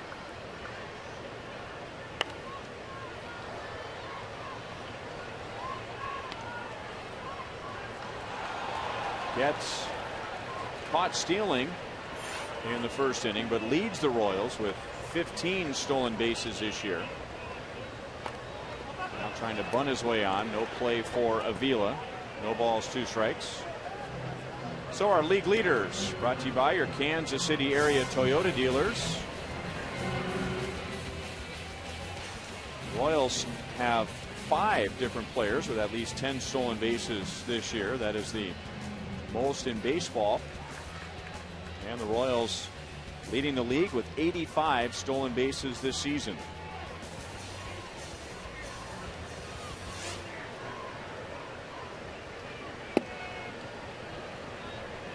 Francoeur is probably the surprise face on that list of stolen base guys. And as we made our trip through interleague play, and all the players in the National League that played against Francoeur, first of all, they're amazed at what kind of shape he was in. And then they see the stolen base and they don't think it's the same guy. Yeah, they see Francoeur trimmed down like that, and they say, is that guy related to Jeff Francoeur? No, that is Jeff Francoeur. That is Jeff Francoeur, you're right.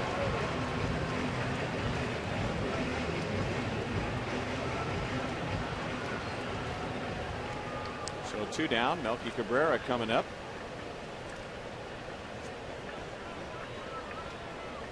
Melky singled in the first inning, grounded out in the fourth.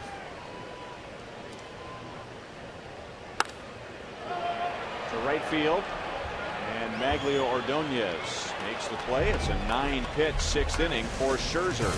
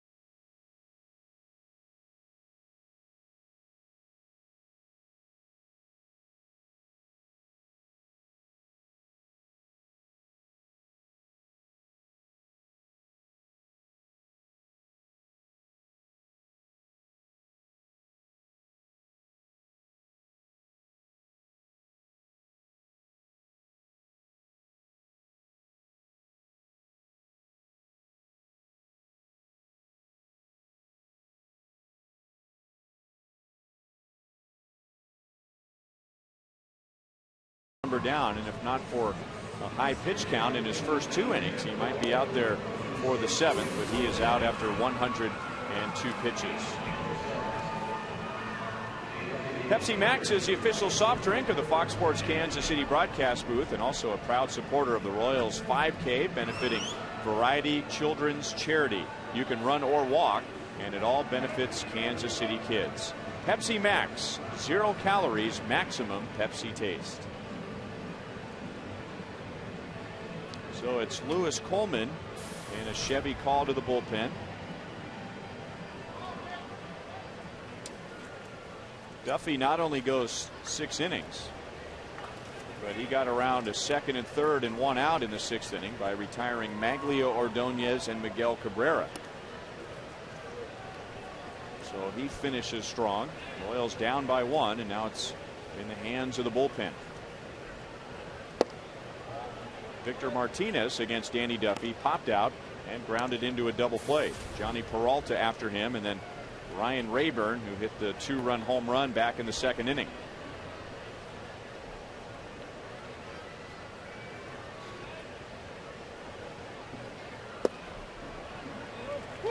One ball, 1 strike.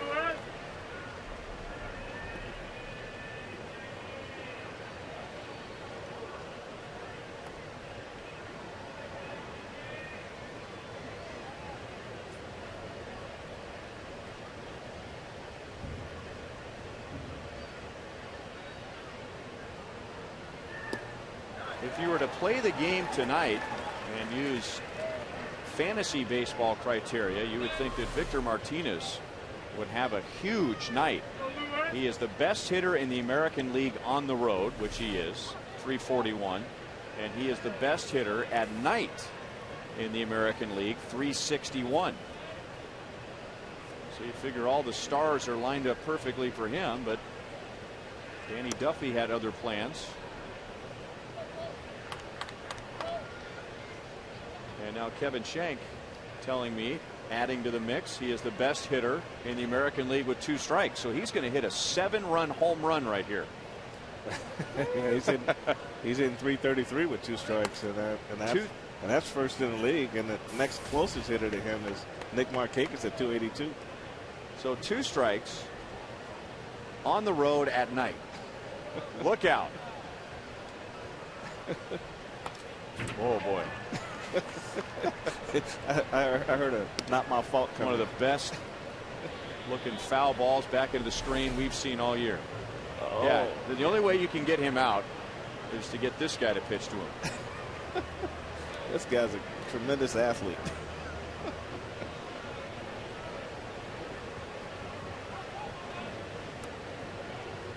The only problem is that's a balk. He broke contact with the rubber.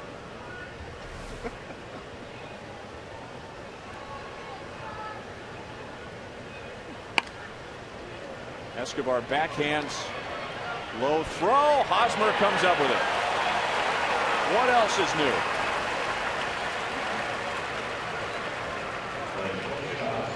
All it takes is soft hands, and Escobar does a good job setting himself. He got right over the top, but buried it in the ground. What an in-between hop this was, and Eric Hosmer just plays this ball like it's just no problem at all. Nice long hop. It starts down, comes up, catches the ball at the top of the bounce, and I've got this one figured out, boys. That throw was almost so bad that it made it easy on Hosmer. That throw, seriously, that throw was a little shorter. It would have been a nice, long, easy hop for him. Definitely. He's just getting in between there, and he just played it well.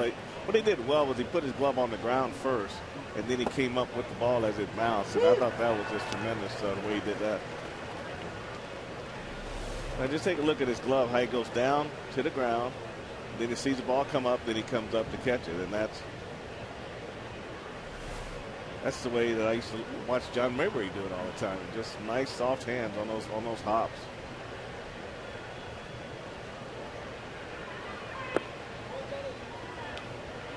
Two and one now on Johnny Peralta.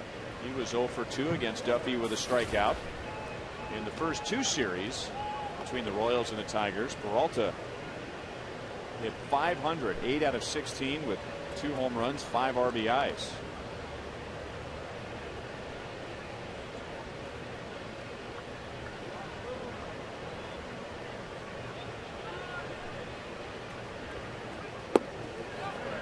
Good pitch. 2-2.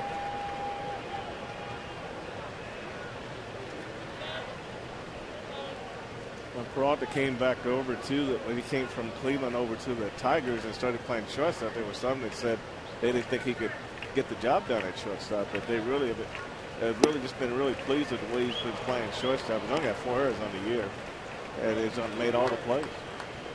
I would think too in Cleveland it wasn't so much about Peralta's lack of ability to play shortstop as it was how good Asdrubal Cabrera was, and they wanted to get him to shortstop.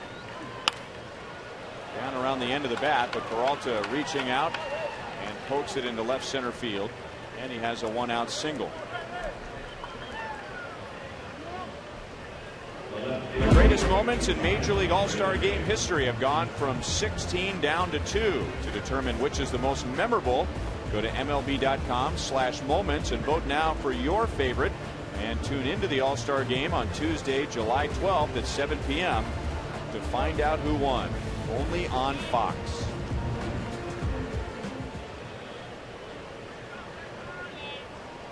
And right now, the difference in the game is Ryan Rayburn with the runner at second and 2 outs, and the count 1-2 in the second inning. Rayburn homered to left field against Danny Duffy.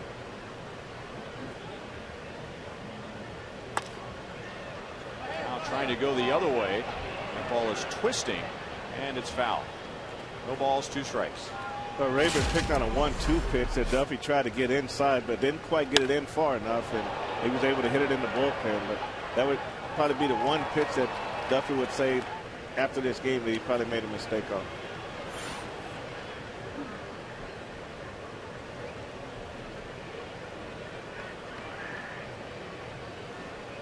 Danny's really gotten his walks down. What's hurt him in his last 2 starts, and this start was much better than Friday at Colorado, but on Friday he gave up 2 2-run home runs. Tonight, a 2-run home run.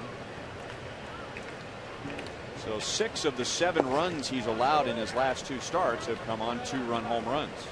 I think if you're going to challenge with your fastball on a consistent basis like he does, then he's still working on command of the location on the plate. Now, as long as you challenge with fastballs, he doesn't have an opportunity to swing and drive balls. But as he gets better in his location and then mixing in his curveball and his changeup, then that won't hurt him quite as much. Ryan Pena having problems with his gloves, so he went in for the backup. Another interesting note for Danny, and something for him to keep in mind, and we continue to praise him for reducing the number of walks, but just going to show you that every walk is potentially dangerous. 1 walk in his last start, scored. 1 walk tonight, scored. Both of them leadoff walks that turned into runs. And that's a freebie right there.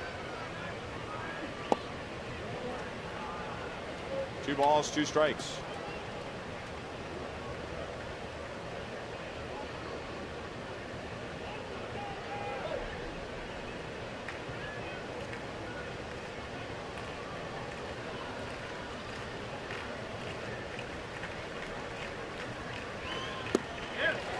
Hard slider that strikes out Rayburn.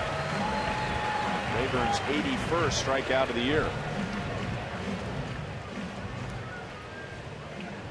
Well, if you have a group outing coming up and you're thinking of something to do, bring them out to Kauffman Stadium. Groups of 20 or more get a significant discount compared to single game ticket prices. So take your group out to Kauffman Stadium and you will save big. Call 816-504-4040 or visit royals.com/group.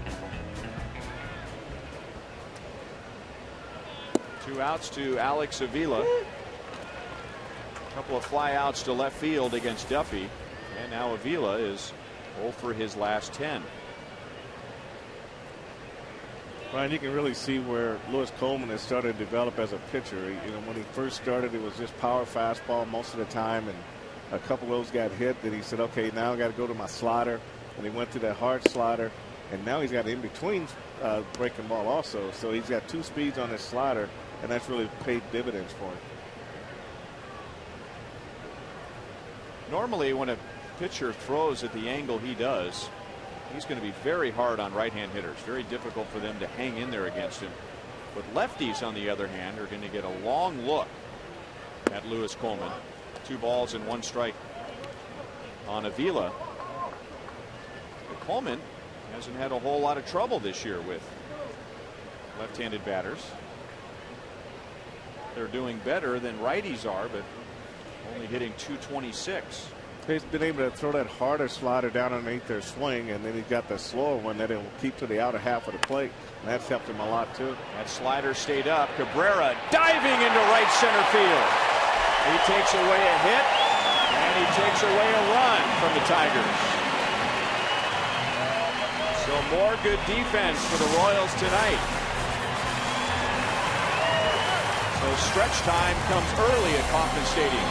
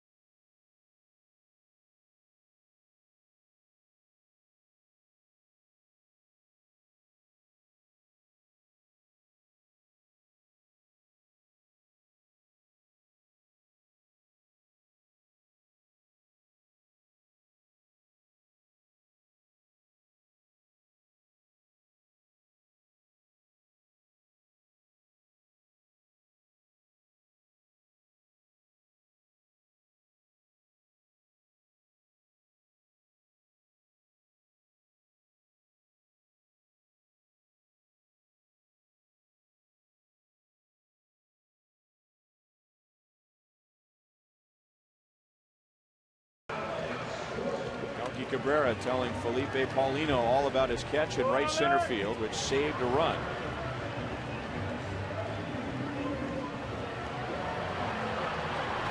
There are a lot of guys on this team to be happy for, but Malcolm Cabrera is one that you really have to be happy for. I mean, this guy's been playing an outstanding center field all year and does a great job going over there to save a run, making this diving catch.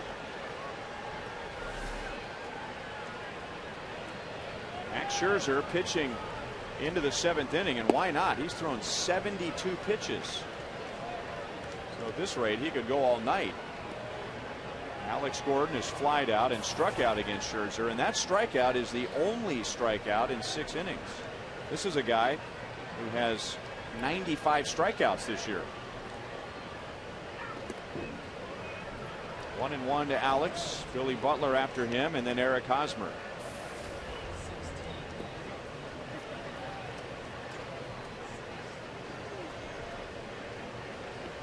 Royals run coming in the 5th inning. Eric Hosmer doubled. Jeff Francoeur's fly ball got him to 3rd. Mike Moustakas' ground ball got Hosmer home.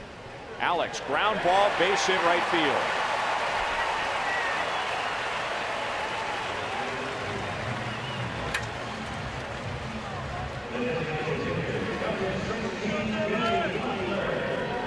Alex did a good job making sure to get this pitch down, and that's more likened to his swing, and he gets a base hit in the right field.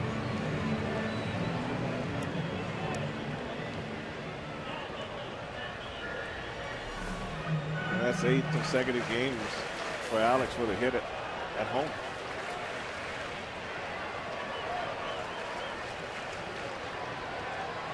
So a tying run at first base for Billy Butler, who is 0 for 2 against Scherzer.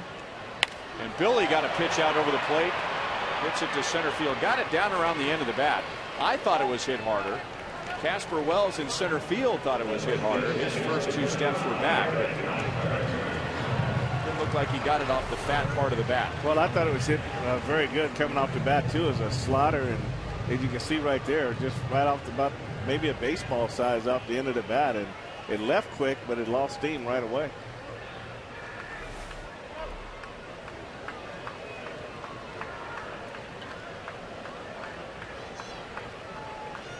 One on, one out for Eric Hosmer, who scored the Royals run in the 5th inning.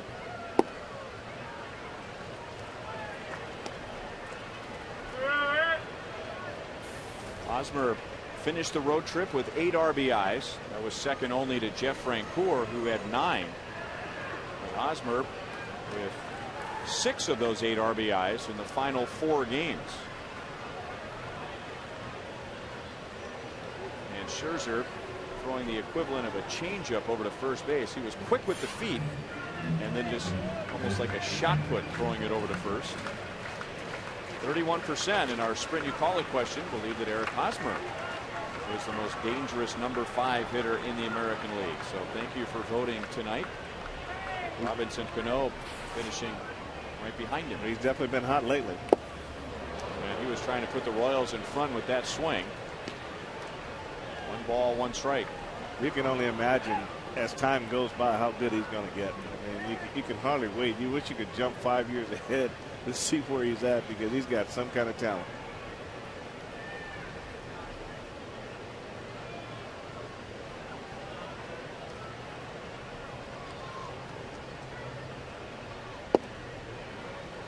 Two balls, 1 strike.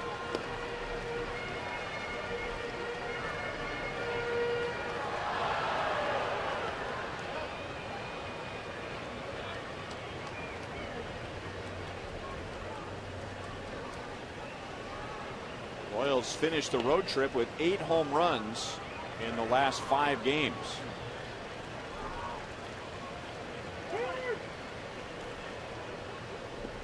In the first 4 games of the road trip, the Royals scored 6 runs, and they went from 3 runs to 2 to 1 to 0 in those first 4. And then the offense started clicking on Saturday in Colorado.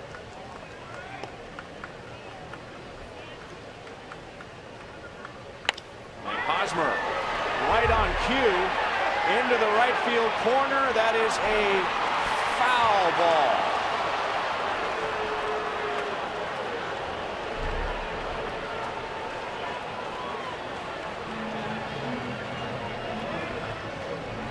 Just a little bit out in front. Wow. You're right, Ryan. Just right a little bit on the end of the bat, and this ball traveled a long way in the fair territory before it decides to go foul. But trying to pick it up. There it goes right there. It was quite a bit foul, but very exciting when he left the plate. Just right in foul play.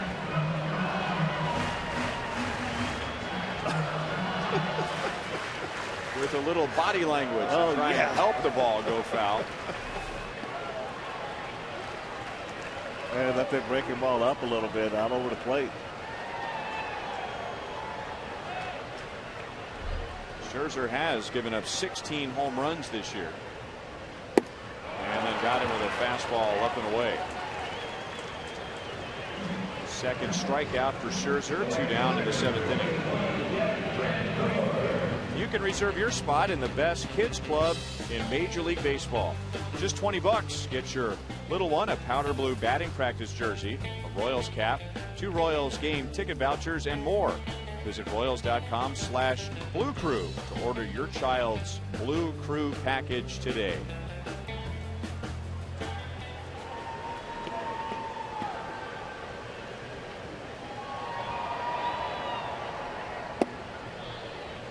Scherzer's lucky that that pitch was as bad as it was. It was in a spot where Francoeur could do nothing with it, but 82 miles an hour, spinning and yelling, "Hit me."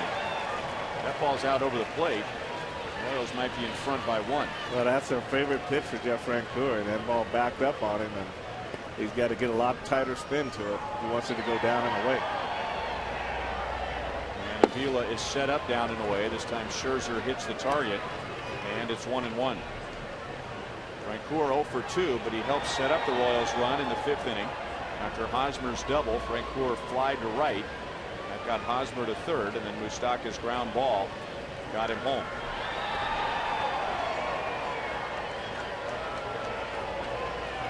12 home runs leads the Royals. 55 RBIs leads the Royals. Gordon runs, and Francoeur fouls it away.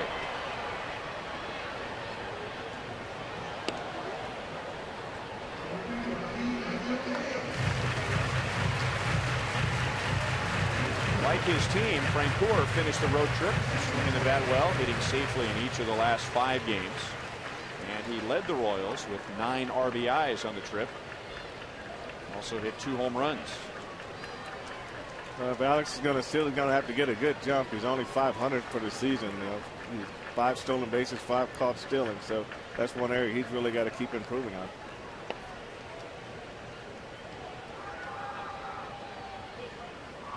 Alex runs again, and Francoeur makes contact to stay alive.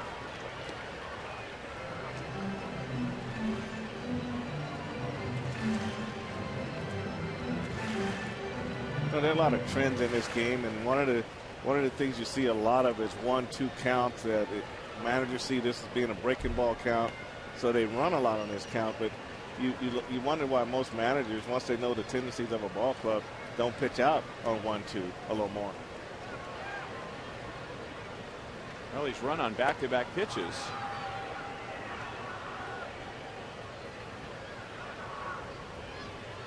Scherzer trying to freeze him by holding, and that pitch just missed. 2 balls, 2 strikes.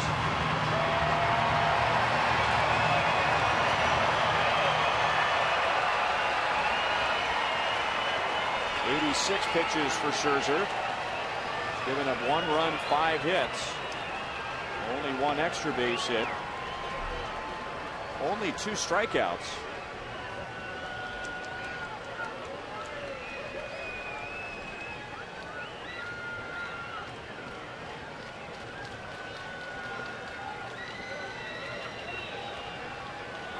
So Alex has caught his attention, and now Scherzer has his attention divided. You want to hold the ball as long as you can, try to get him back on his heels, and that's one of the tactics that pitchers use to try to control the running game a little bit, especially when you're not quick to the plate.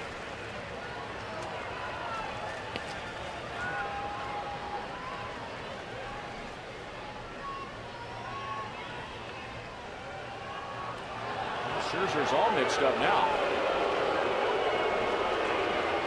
Well, a lot of times when you hold a ball like that, a lot of times that sign's probably coming from the bench right there. But a lot of times you'll hold it one time and make him get on his heels and step off. Then the next time you get on the mound, you just get it and go. So it's just more like breaking the timing of the run. Avila wants a slider on 2-2. Gordon is not running, and the slider is outside, and now Alex will run with a full count and 2 outs.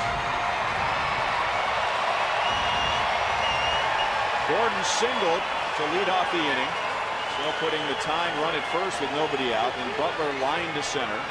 Hosmer just missed a 2-run home run and eventually struck out. And now Scherzer grinding it out with Francoeur. Gordon runs, and Francoeur chops it toward third. Hinge to the grass. Save. Francoeur beats it out.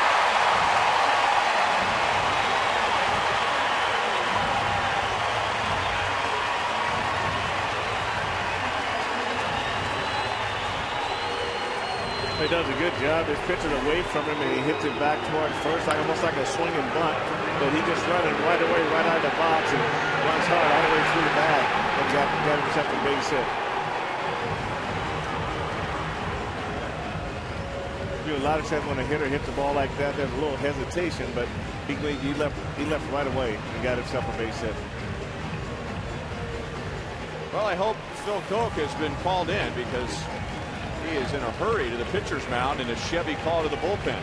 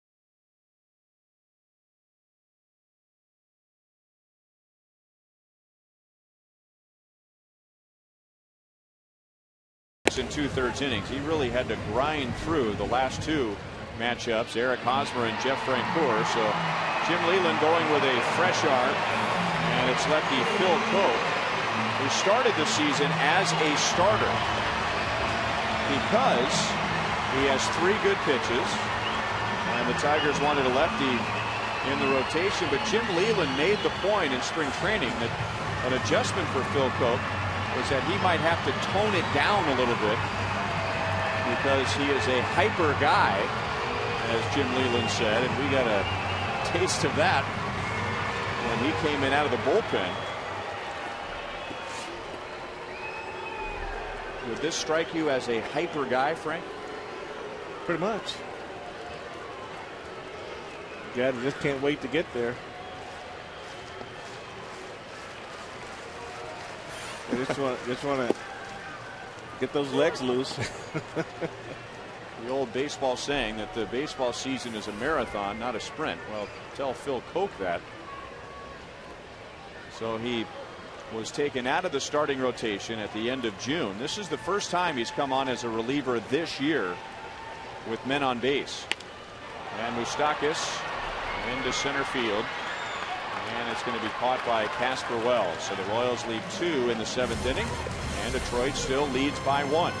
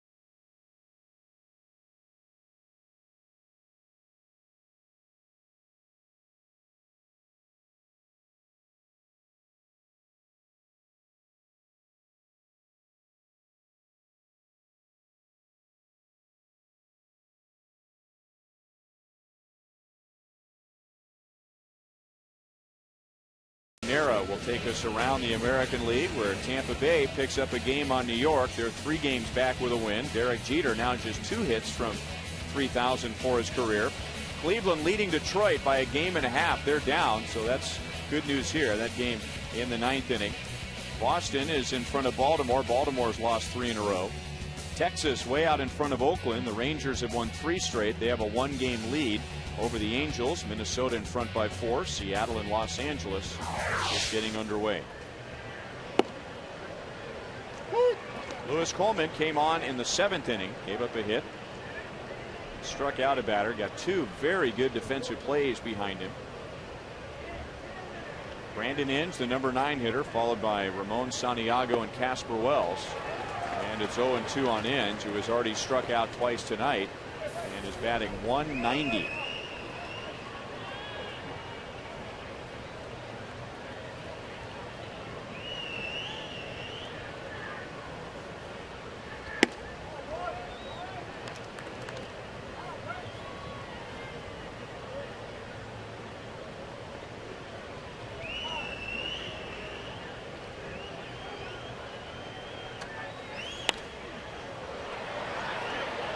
Foul ground, third base side, and Mike Moustakas wants it. He's got it.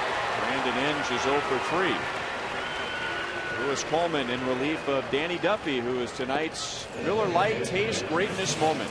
Well, Danny did a good job of putting up some strikeouts tonight, Ryan. He came out with a good fastball and mixed his curveball in well. And he's got Austin Jackson. He's got Ryan Rayburn, Casper Wells, and then you get Cabrera, Peralta, Rayburn, and Inge twice. One looking, one swinging.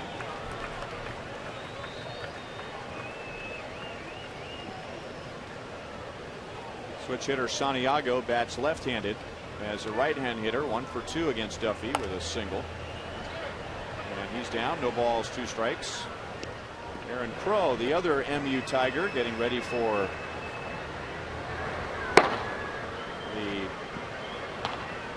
maybe the 9th inning if the Royals are down, perhaps this inning if Coleman doesn't get Santiago and Wells. A little bit low. 1-2 to Santiago.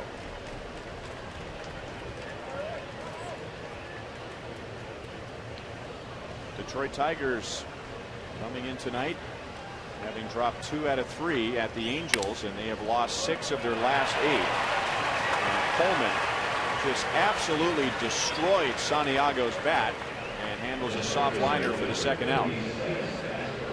I don't think that felt very good right there. That's getting about as deep in there as you can, and that's like just pushing the ball out of there and not really getting a good part of the bat on there. So that's one that Coleman will feel every day.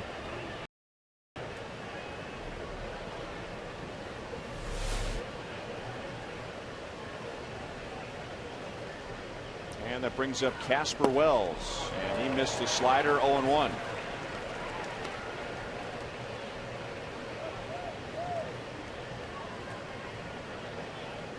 Wells doubled with 1 out and 1 on in the 6th inning. That was a big play. The Tigers had runners at 2nd and 3rd and 1 out, but Duffy got out of it. And getting through 2 very good hitters. He got Ordonez to ground out into a force out with a play at the plate. And then Miguel Cabrera out on a nice play at short by Alcides Escobar.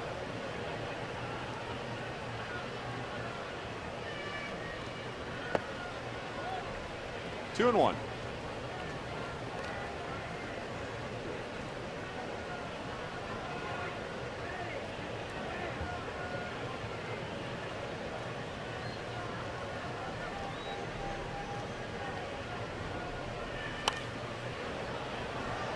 Two balls, 2 strikes.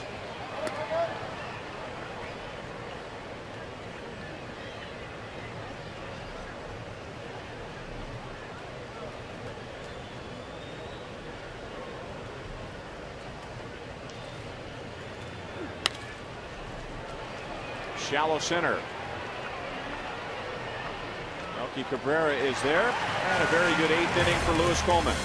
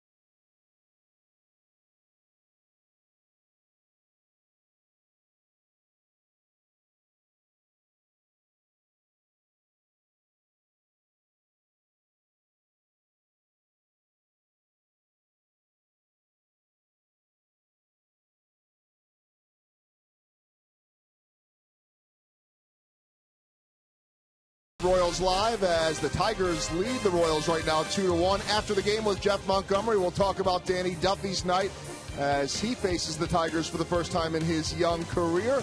Also take a look at some spectacular Royals defense here from Ned Yost, player reaction, and much more coming up on Boulevard Royals Live after the game. Ryan? All right, thank you, Joel. It's Joaquin Benoit coming on for the bottom of the 8th inning. Good pitching night so far for Detroit. Max Scherzer taking the Tigers for 6 2/3 innings. Phil Koch, the final out of the 7th. And now it's Benoit for the 8th.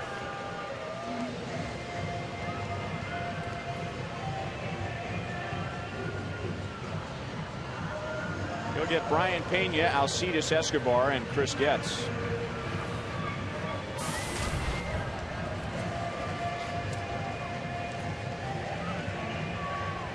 Ryan 1 out of 2, an infield single in the 3rd inning.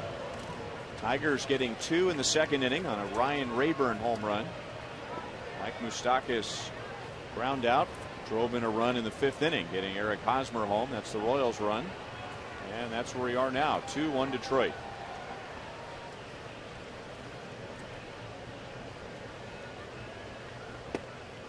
Ball 1 from Benoit.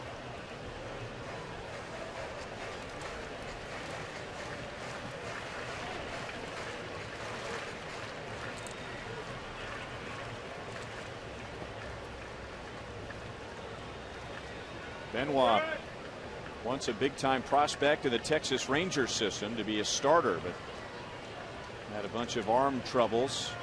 Seemed to be on the disabled list every year with elbow or shoulder issues.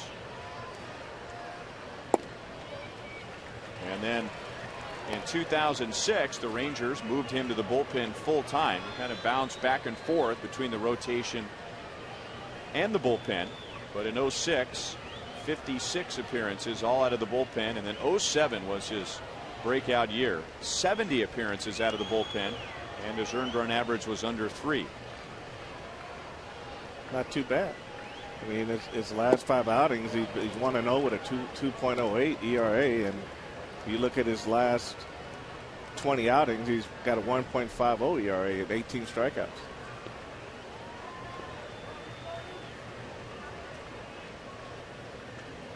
Had an excellent year last year with Tampa Bay, his only season away from the Rangers organization.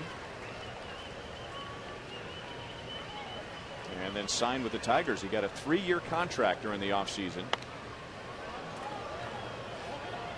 2 balls, 2 strikes. Setting things up for Jose Valverde, who is a perfect 21 out of 21 in save opportunities this year. Valverde is going to the All-Star game with 3 of his teammates.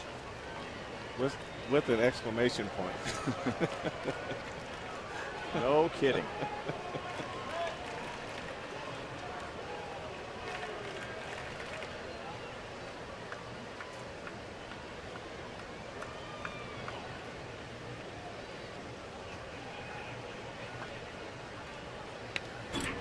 Still 2-2. Tigers bullpen has the 2nd worst ERA in the American League. But you almost have to put an asterisk next to that number, because when it counts, it is one of the best bullpens in the American League. Thank you, Kevin Shank. Those are the numbers altogether. But the Tigers have not blown 1 lead all year after 7 innings. Line drive to right. Don Kelly thinking about coming up to play it, but he plays it conservatively. Brian Pena has his 2nd hit. 2nd straight inning, the Royals have a leadoff single. That was a good battle by Brian, coming up and getting his pitch fouled off some pretty tough pitches, and just get his pitch right in the middle of the plate down, and did a good job pulling the line drive in the right field.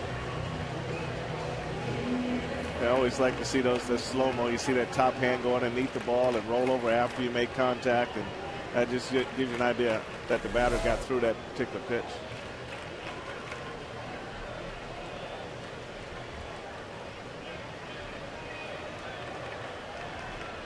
Now we'll see if Escobar is asked to bunt. The old baseball theory, you play for the tie at home, you play for the win on the road. And what Alcide doesn't want to do on his fastballs, he doesn't want to take his bat and punch it at the ball because he'll bunt it too hard. Just let the ball hit the bat and come off on its own. Escobar has 8 sacrifice bunts. Second to Chris Getz, who has 10. And just keep the bat head above the ball so that the ball will go down when it does hit the bat, but just don't punch at it.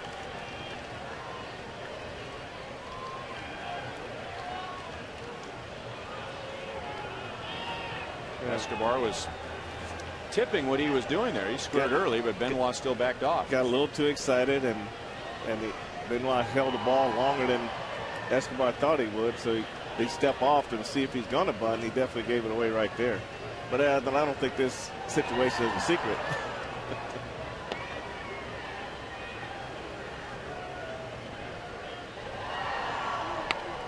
And he gets the bunt down. Great bunt. And out at first base.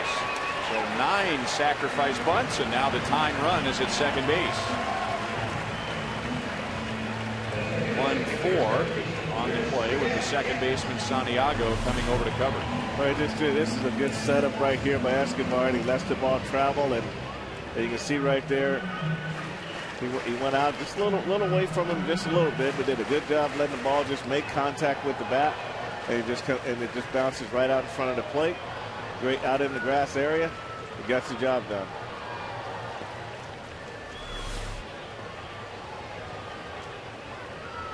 So for the second straight inning, tying run in scoring position. Chris Getz 1 for 3 tonight. He singled in the first inning. And he goes the other way. And running to the line is Rayburn. So the Royals had their best hitter as far as batting average goes with runners in scoring position, but it flies out in the first pitch. All right, we've given you several innings to think about this.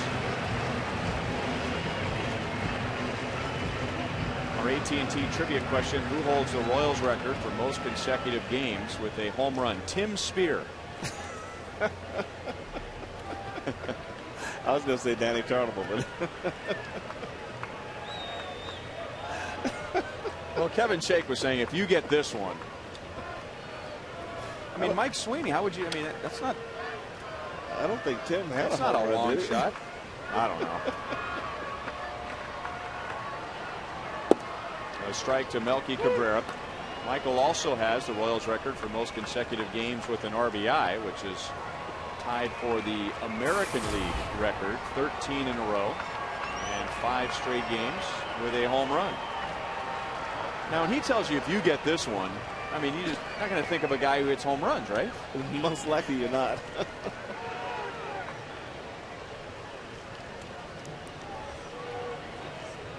Oh, I see. I see. The original answer, and it had required a little extra research. The first answer was going to be Abraham Nunez, the self-proclaimed 5-tool player.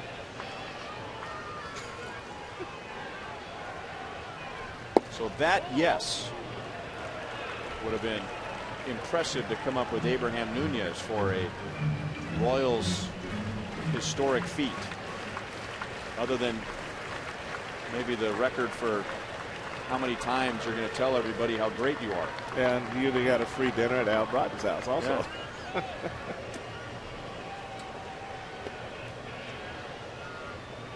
Melky 1 for 3 tonight with a first inning single. 1 for 4 in the past against Benoit.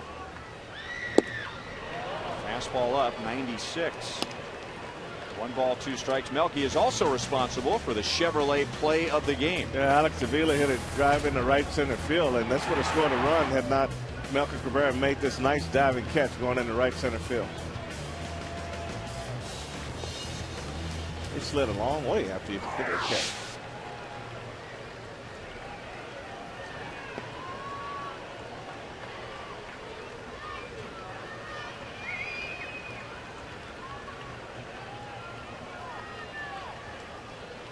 Benoit in no hurry. And it's grounded just foul. Well, it's an old baseball cliche, but at times it is so true. The game can be a game of inches. You're right. Avila wanted this pitch on the outer half down, and he got it middle in, and this is a good spot for Cabrera right here.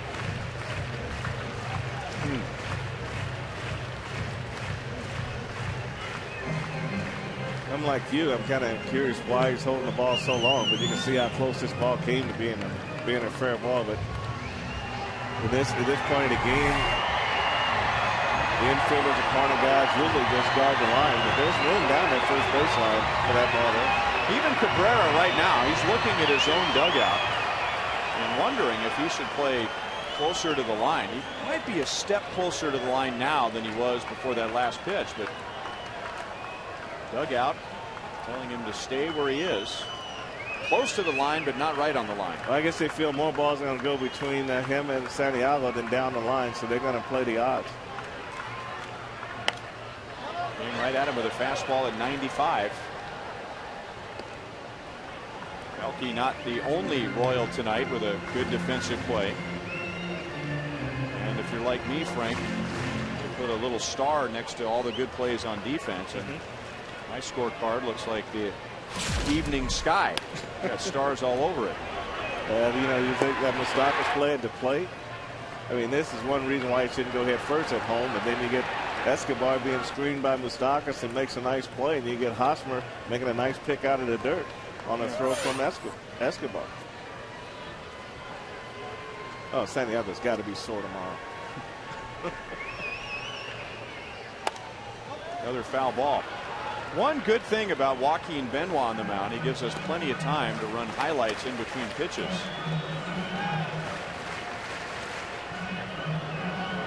He also gives us time to tell you about our next broadcast, which is tomorrow. Kyle Davies against Rick Porcello. 7:10 first pitch. And we got time to tell you about Saturday's game, which will be Luke Hochhaver against Charlie Furbush. On Sunday, it's Jeff Francis against Justin Verlander. Then the Royals have a 3-day All-Star break. Following the All-Star break, the Royals will go to Minnesota for a 4-game series. After that series, the Royals are home for a 6-game homestand. They'll play the White Sox and the Tampa Bay Rays, and then go back on the road to Boston and Cleveland, and that gets us to August. Well, all that time in between pitches pays off. Benoit has a scoreless 8. 49 seconds.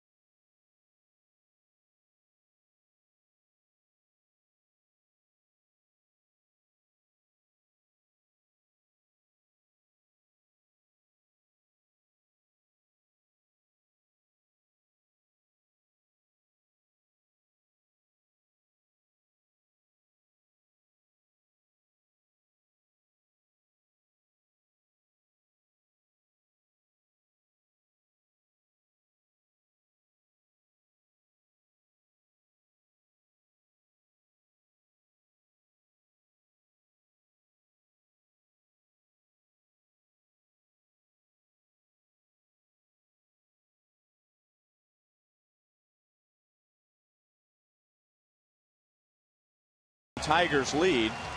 Calling all ladies. Join us at Kauffman Stadium July 23rd for Girls Night Out, presented by KC Chevy Dealers. The event will feature free massages, mini makeovers, dueling pianos from Howl at the Moon, and the first 10,000 ladies receive a special ladies powder blue KC cap presented by your KC Chevy Dealers. Proceeds benefit the American Heart Association.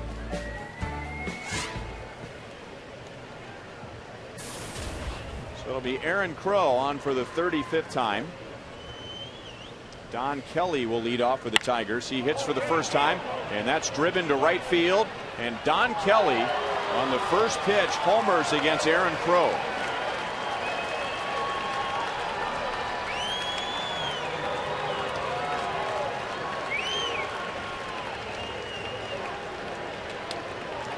So for Don Kelly, who's batting for the first time, he came on defensively in the 7th inning. There was no taking a look at an Aaron Crow pitch. He had the gun cocked and loaded before Crow got the sign from Brian Pena. He was definitely sitting first pitch fastball, and this ball's supposed to be down. He got it up, and Don Kelly was right there looking for it. Middle in, great extension, and ball got out of here in a hurry. That's one of those things that you're a power guy, but when you got a good slider like Aaron Crow, you'd be able to come out of that bullpen and throw that pitch, first pitch breaking ball for a strike. It just makes you that much more effective. 5th home run allowed by Aaron Crow this year. It is Don Kelly's 3rd home run of the season.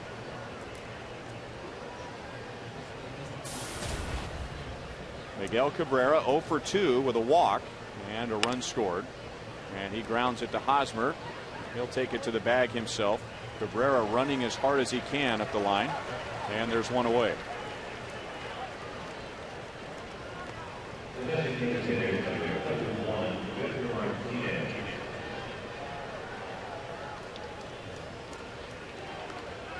So that'll bring up Victor Martinez. 4th in the league in hitting when the game started, but 0 for 3 tonight.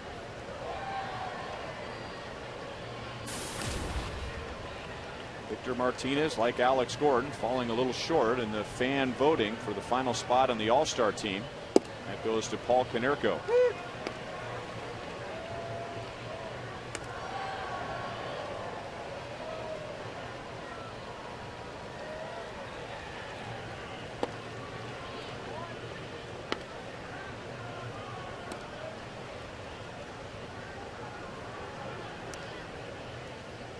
You can see the benefit against Martinez. Aaron Crow comes out the first pitch breaking ball for a strike, backs it up with another breaking ball, and that's 3 in a row. And then when he does throw a fastball, he makes that fastball that much faster.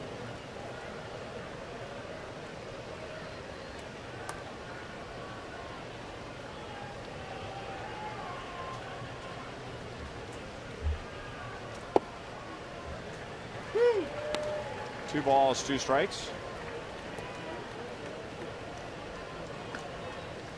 We noticed on the road trip that Aaron Crow and the other All-Stars, with a couple of stars added to their jersey, now they have a couple of stars added to the back of their hats, and it looks like Aaron Crow has an All-Star logo on the left side of his hat.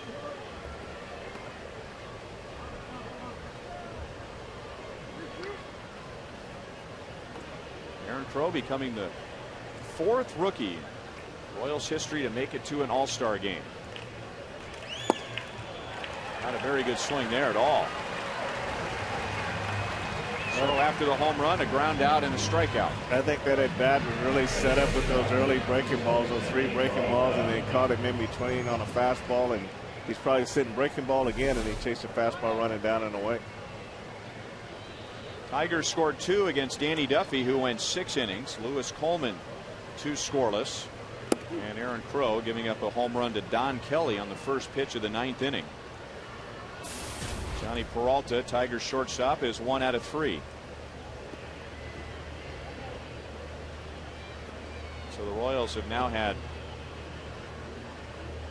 4 straight so-called quality starts.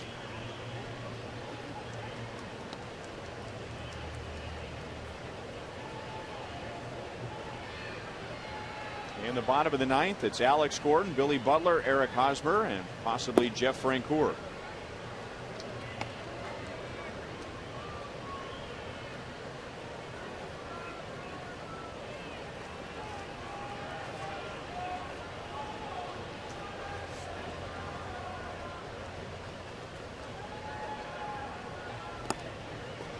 Four-pitch walk, and that last pitch was way outside. So Peralta down to first with 2 down. Earlier, we were telling you about KU night, which is coming up at Kauffman Stadium. Tonight would have been a good night for MU night, with Max Scherzer starting for Detroit and pitching very well, giving up 1 run in 6 2/3 innings. And now his teammate for a short time at Missouri, Aaron Crow, who throws it past Eric Hosmer, and Peralta will move up to second base.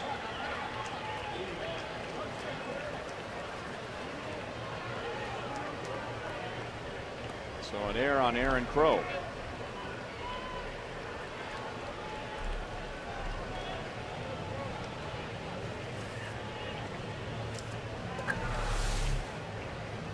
There's not much of a lead by Peralta over there at first base, and this goes behind him, and Hosmer's not able to pick it out of the dirt.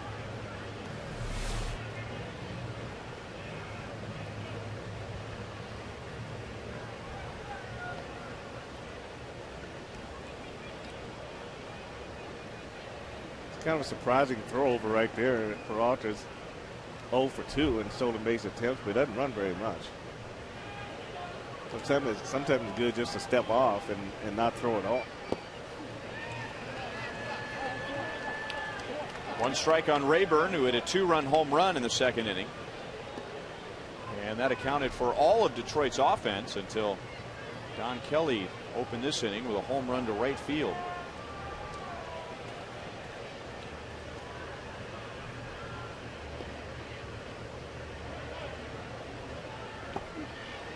Oh, 2.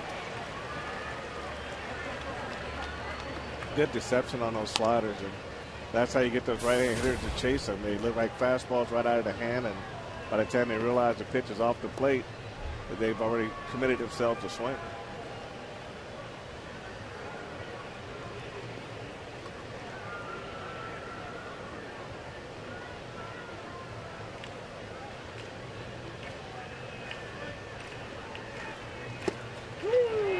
Got him looking on a 3-pitch strikeout, but Crow gives up a home run to Kelly to give Detroit a 2-run lead.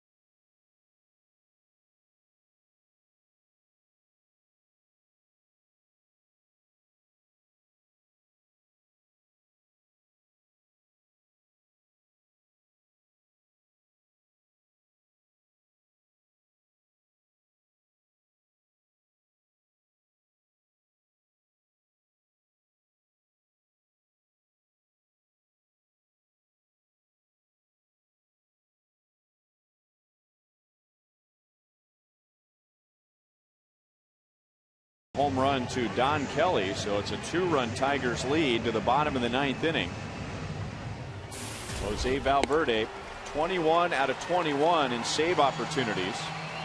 That is the second longest current streak in the major leagues.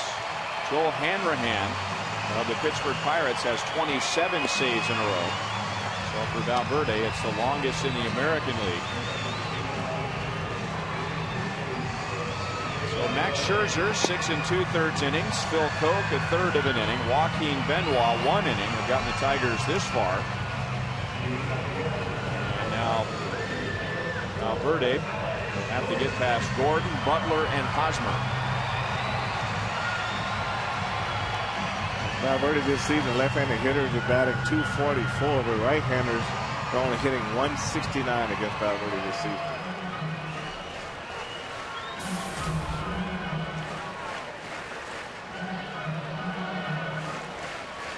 Alex 1 for 3, a 7th inning single in the last 2 innings. And the Royals were down by 1 in those 2 innings. They had a leadoff single, and that leadoff man got into scoring position, but the Royals just couldn't get him home.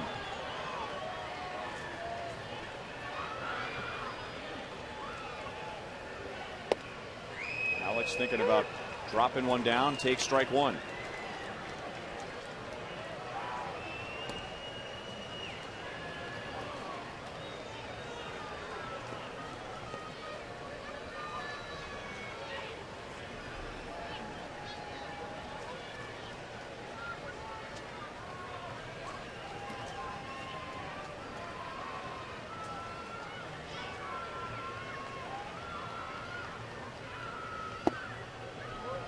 A little bit inside, 1-1.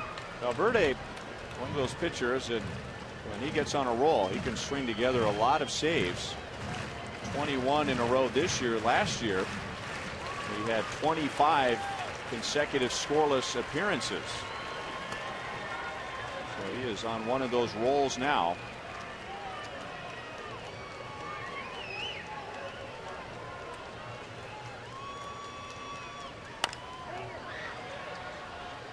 Pulled foul outside of first base. Cleveland has come back and they have defeated Toronto. So last we checked, Toronto was out in front. So the Tigers at the time were thinking if they could hang on here, they would be a half game back of Cleveland. But even if they win this one, they will remain a game and a half back.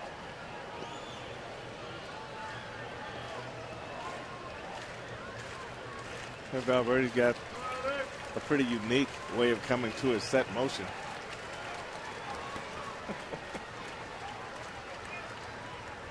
It's not wasting much energy right there.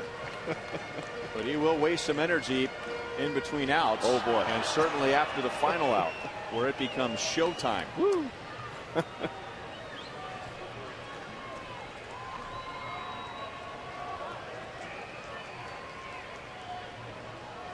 Yeah, fastball splitter.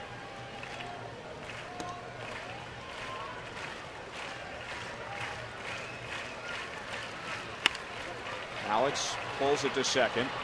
Santiago throws him out, 1 away. And Valverde, as soon as the out was recorded, removed the cap from his head. Went down into a crouch like a catcher, as if he were paying homage to that out. Okay. Cap back on. Pop the glove. Let's go back to work.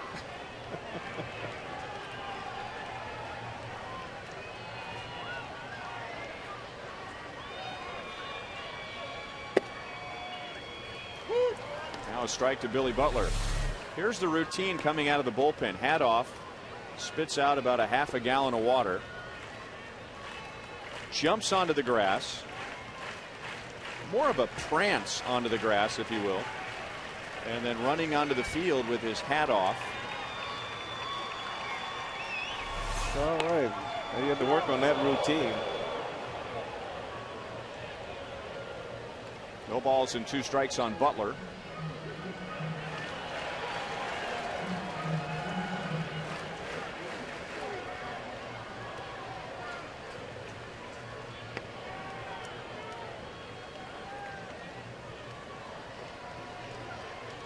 Billy 0 for 3, line to center last time up.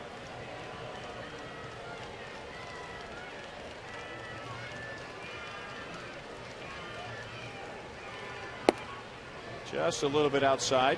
1 ball, 2 strikes. Well, with all of that routine, it works for him. He led the National League in saves in 2007 and 2008. 07 with the Diamondbacks, 08 with the Astros. 25 more saves for Houston in 09. He spent some time on the DL that year. And in his first season as closer for the Tigers last year, 26 saves.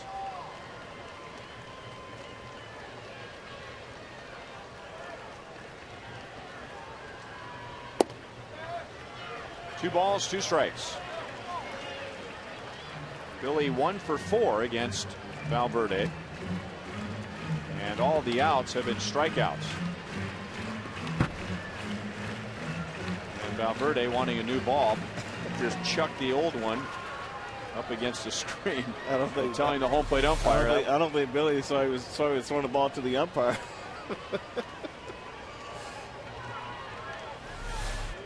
Valverde pointing to himself, saying, "I'm the one who threw that ball," as if somebody else would have.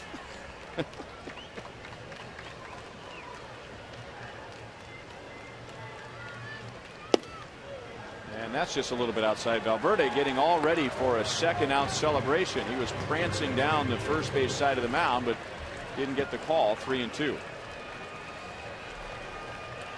He is from San Pedro de Macorís in the Dominican Republic, which is known more for shortstops than it is closers. That's true. It'd be nice to get Billy on ahead of Hosmer and give him a shot at tying this game up.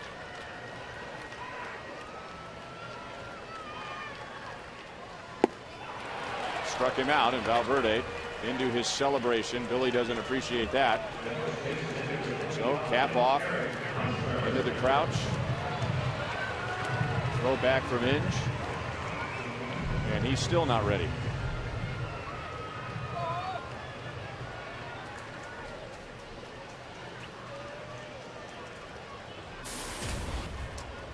Now we're having fun with his routine, and I don't mean to be critical, and I mean this in a very innocent way, but there are some guys when they get in the mound, they are in their own world. And this is what they do to just remind themselves that they're in their own world. And if you have gimmicks and if you're good, you can get away with them. If you're not good at it, then it don't last very long. But when you've been as successful as he has, and if you've been as successful as this season, then you can get away with things like that.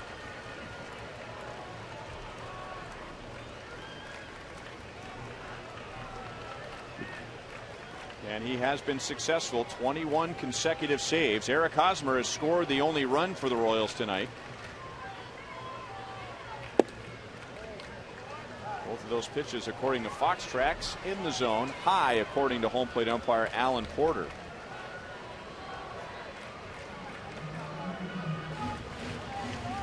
In the first 5 games between the Royals and the Tigers have won 3. And they've really pitched the Royals well. They've done it again tonight so far, giving up 1 run, 7 hits. The Royals all season are hitting .265. That's the 3rd highest average in the American League. But against the Tigers, they hit .235.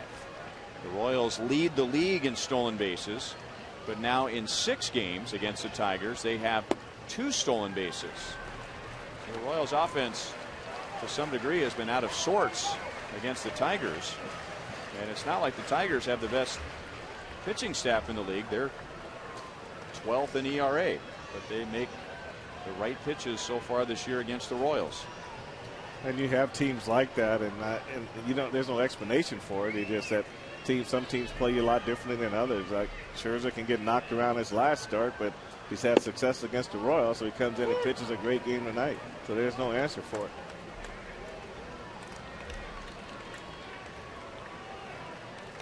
Hosmer has retired Gordon on a ground ball, Butler on a strikeout. Or Valverde has retired Gordon and Butler. And now 3-1 on Hosmer. And lays off a close pitch, and just like that, the tying run comes to the plate.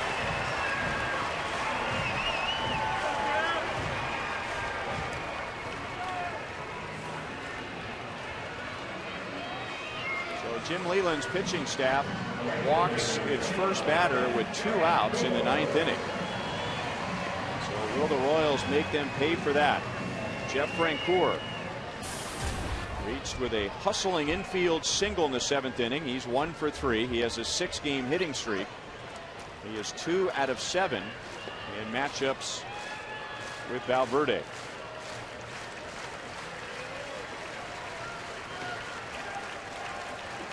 Their closers do make it interesting. It doesn't really matter whether you got a 1-run lead or 3-run lead.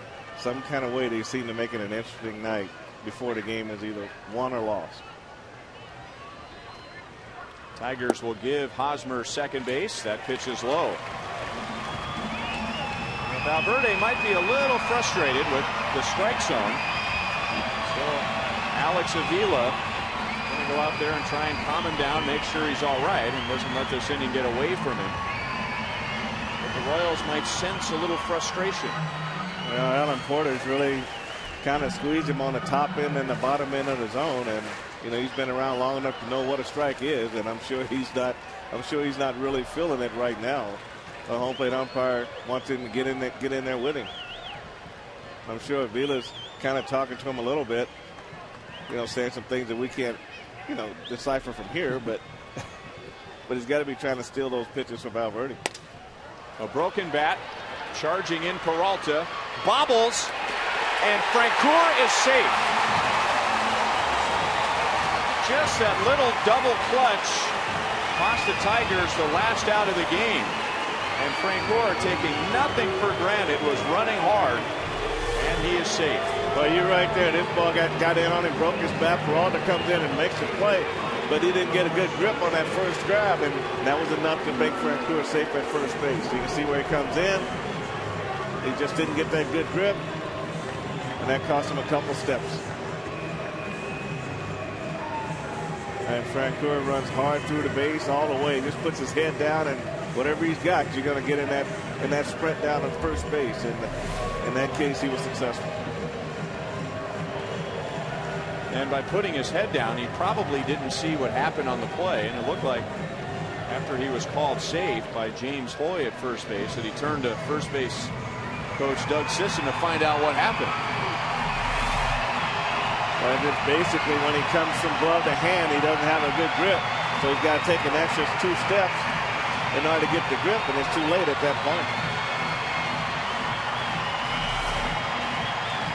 So with 2 outs and nobody on, a walk and an error, and an invitation to go with it. As Mike Moustakas, he will face Valverde for the first time. He drove in the Royals' run back in the 5th inning, but that was with a ground out. He's 0 for 3 tonight, and boy, is he ever due. He is 0 for his last 16. Yeah, good time for a big base hit. And outside, ball 1.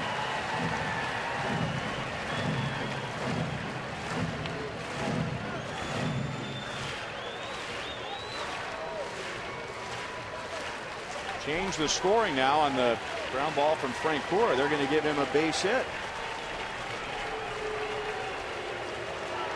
He's out without the double clutch, right? Yes.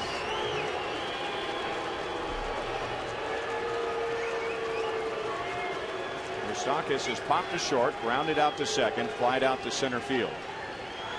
Francoeur runs, and the pitch is down and in. And Avila, all he could do was save a wild pitch, so no chance to throw down to second base. So the tying run is in scoring position, and it's 2-0 on Moustakas.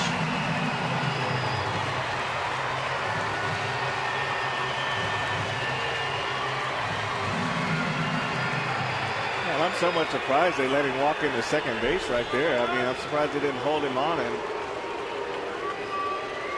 you know, you don't want that tying run to get to second base.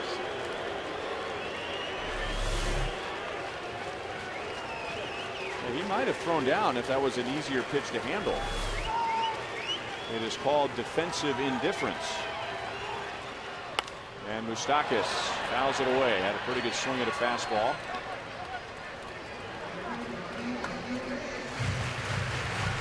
So Valverde having some difficulty here, dragging this one to the clubhouse.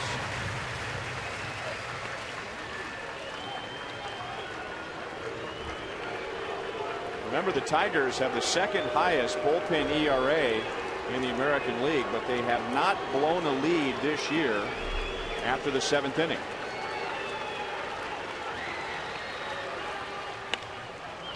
Two balls, 2 strikes.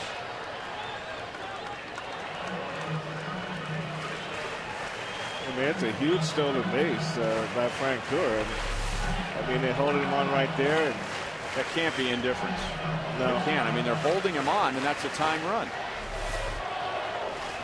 Yeah, just a bad pitch to handle by Vila at the plate. So you get that tying run in scoring position right there in the ninth inning. That's a pretty good move.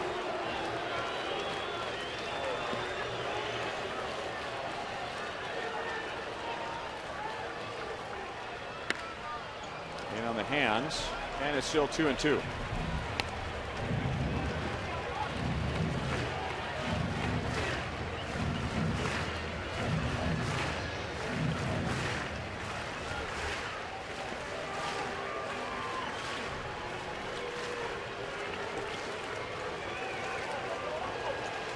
Valverde sorting through the dirt on the mound before getting ready for the 2-2 pitch to Moustakas.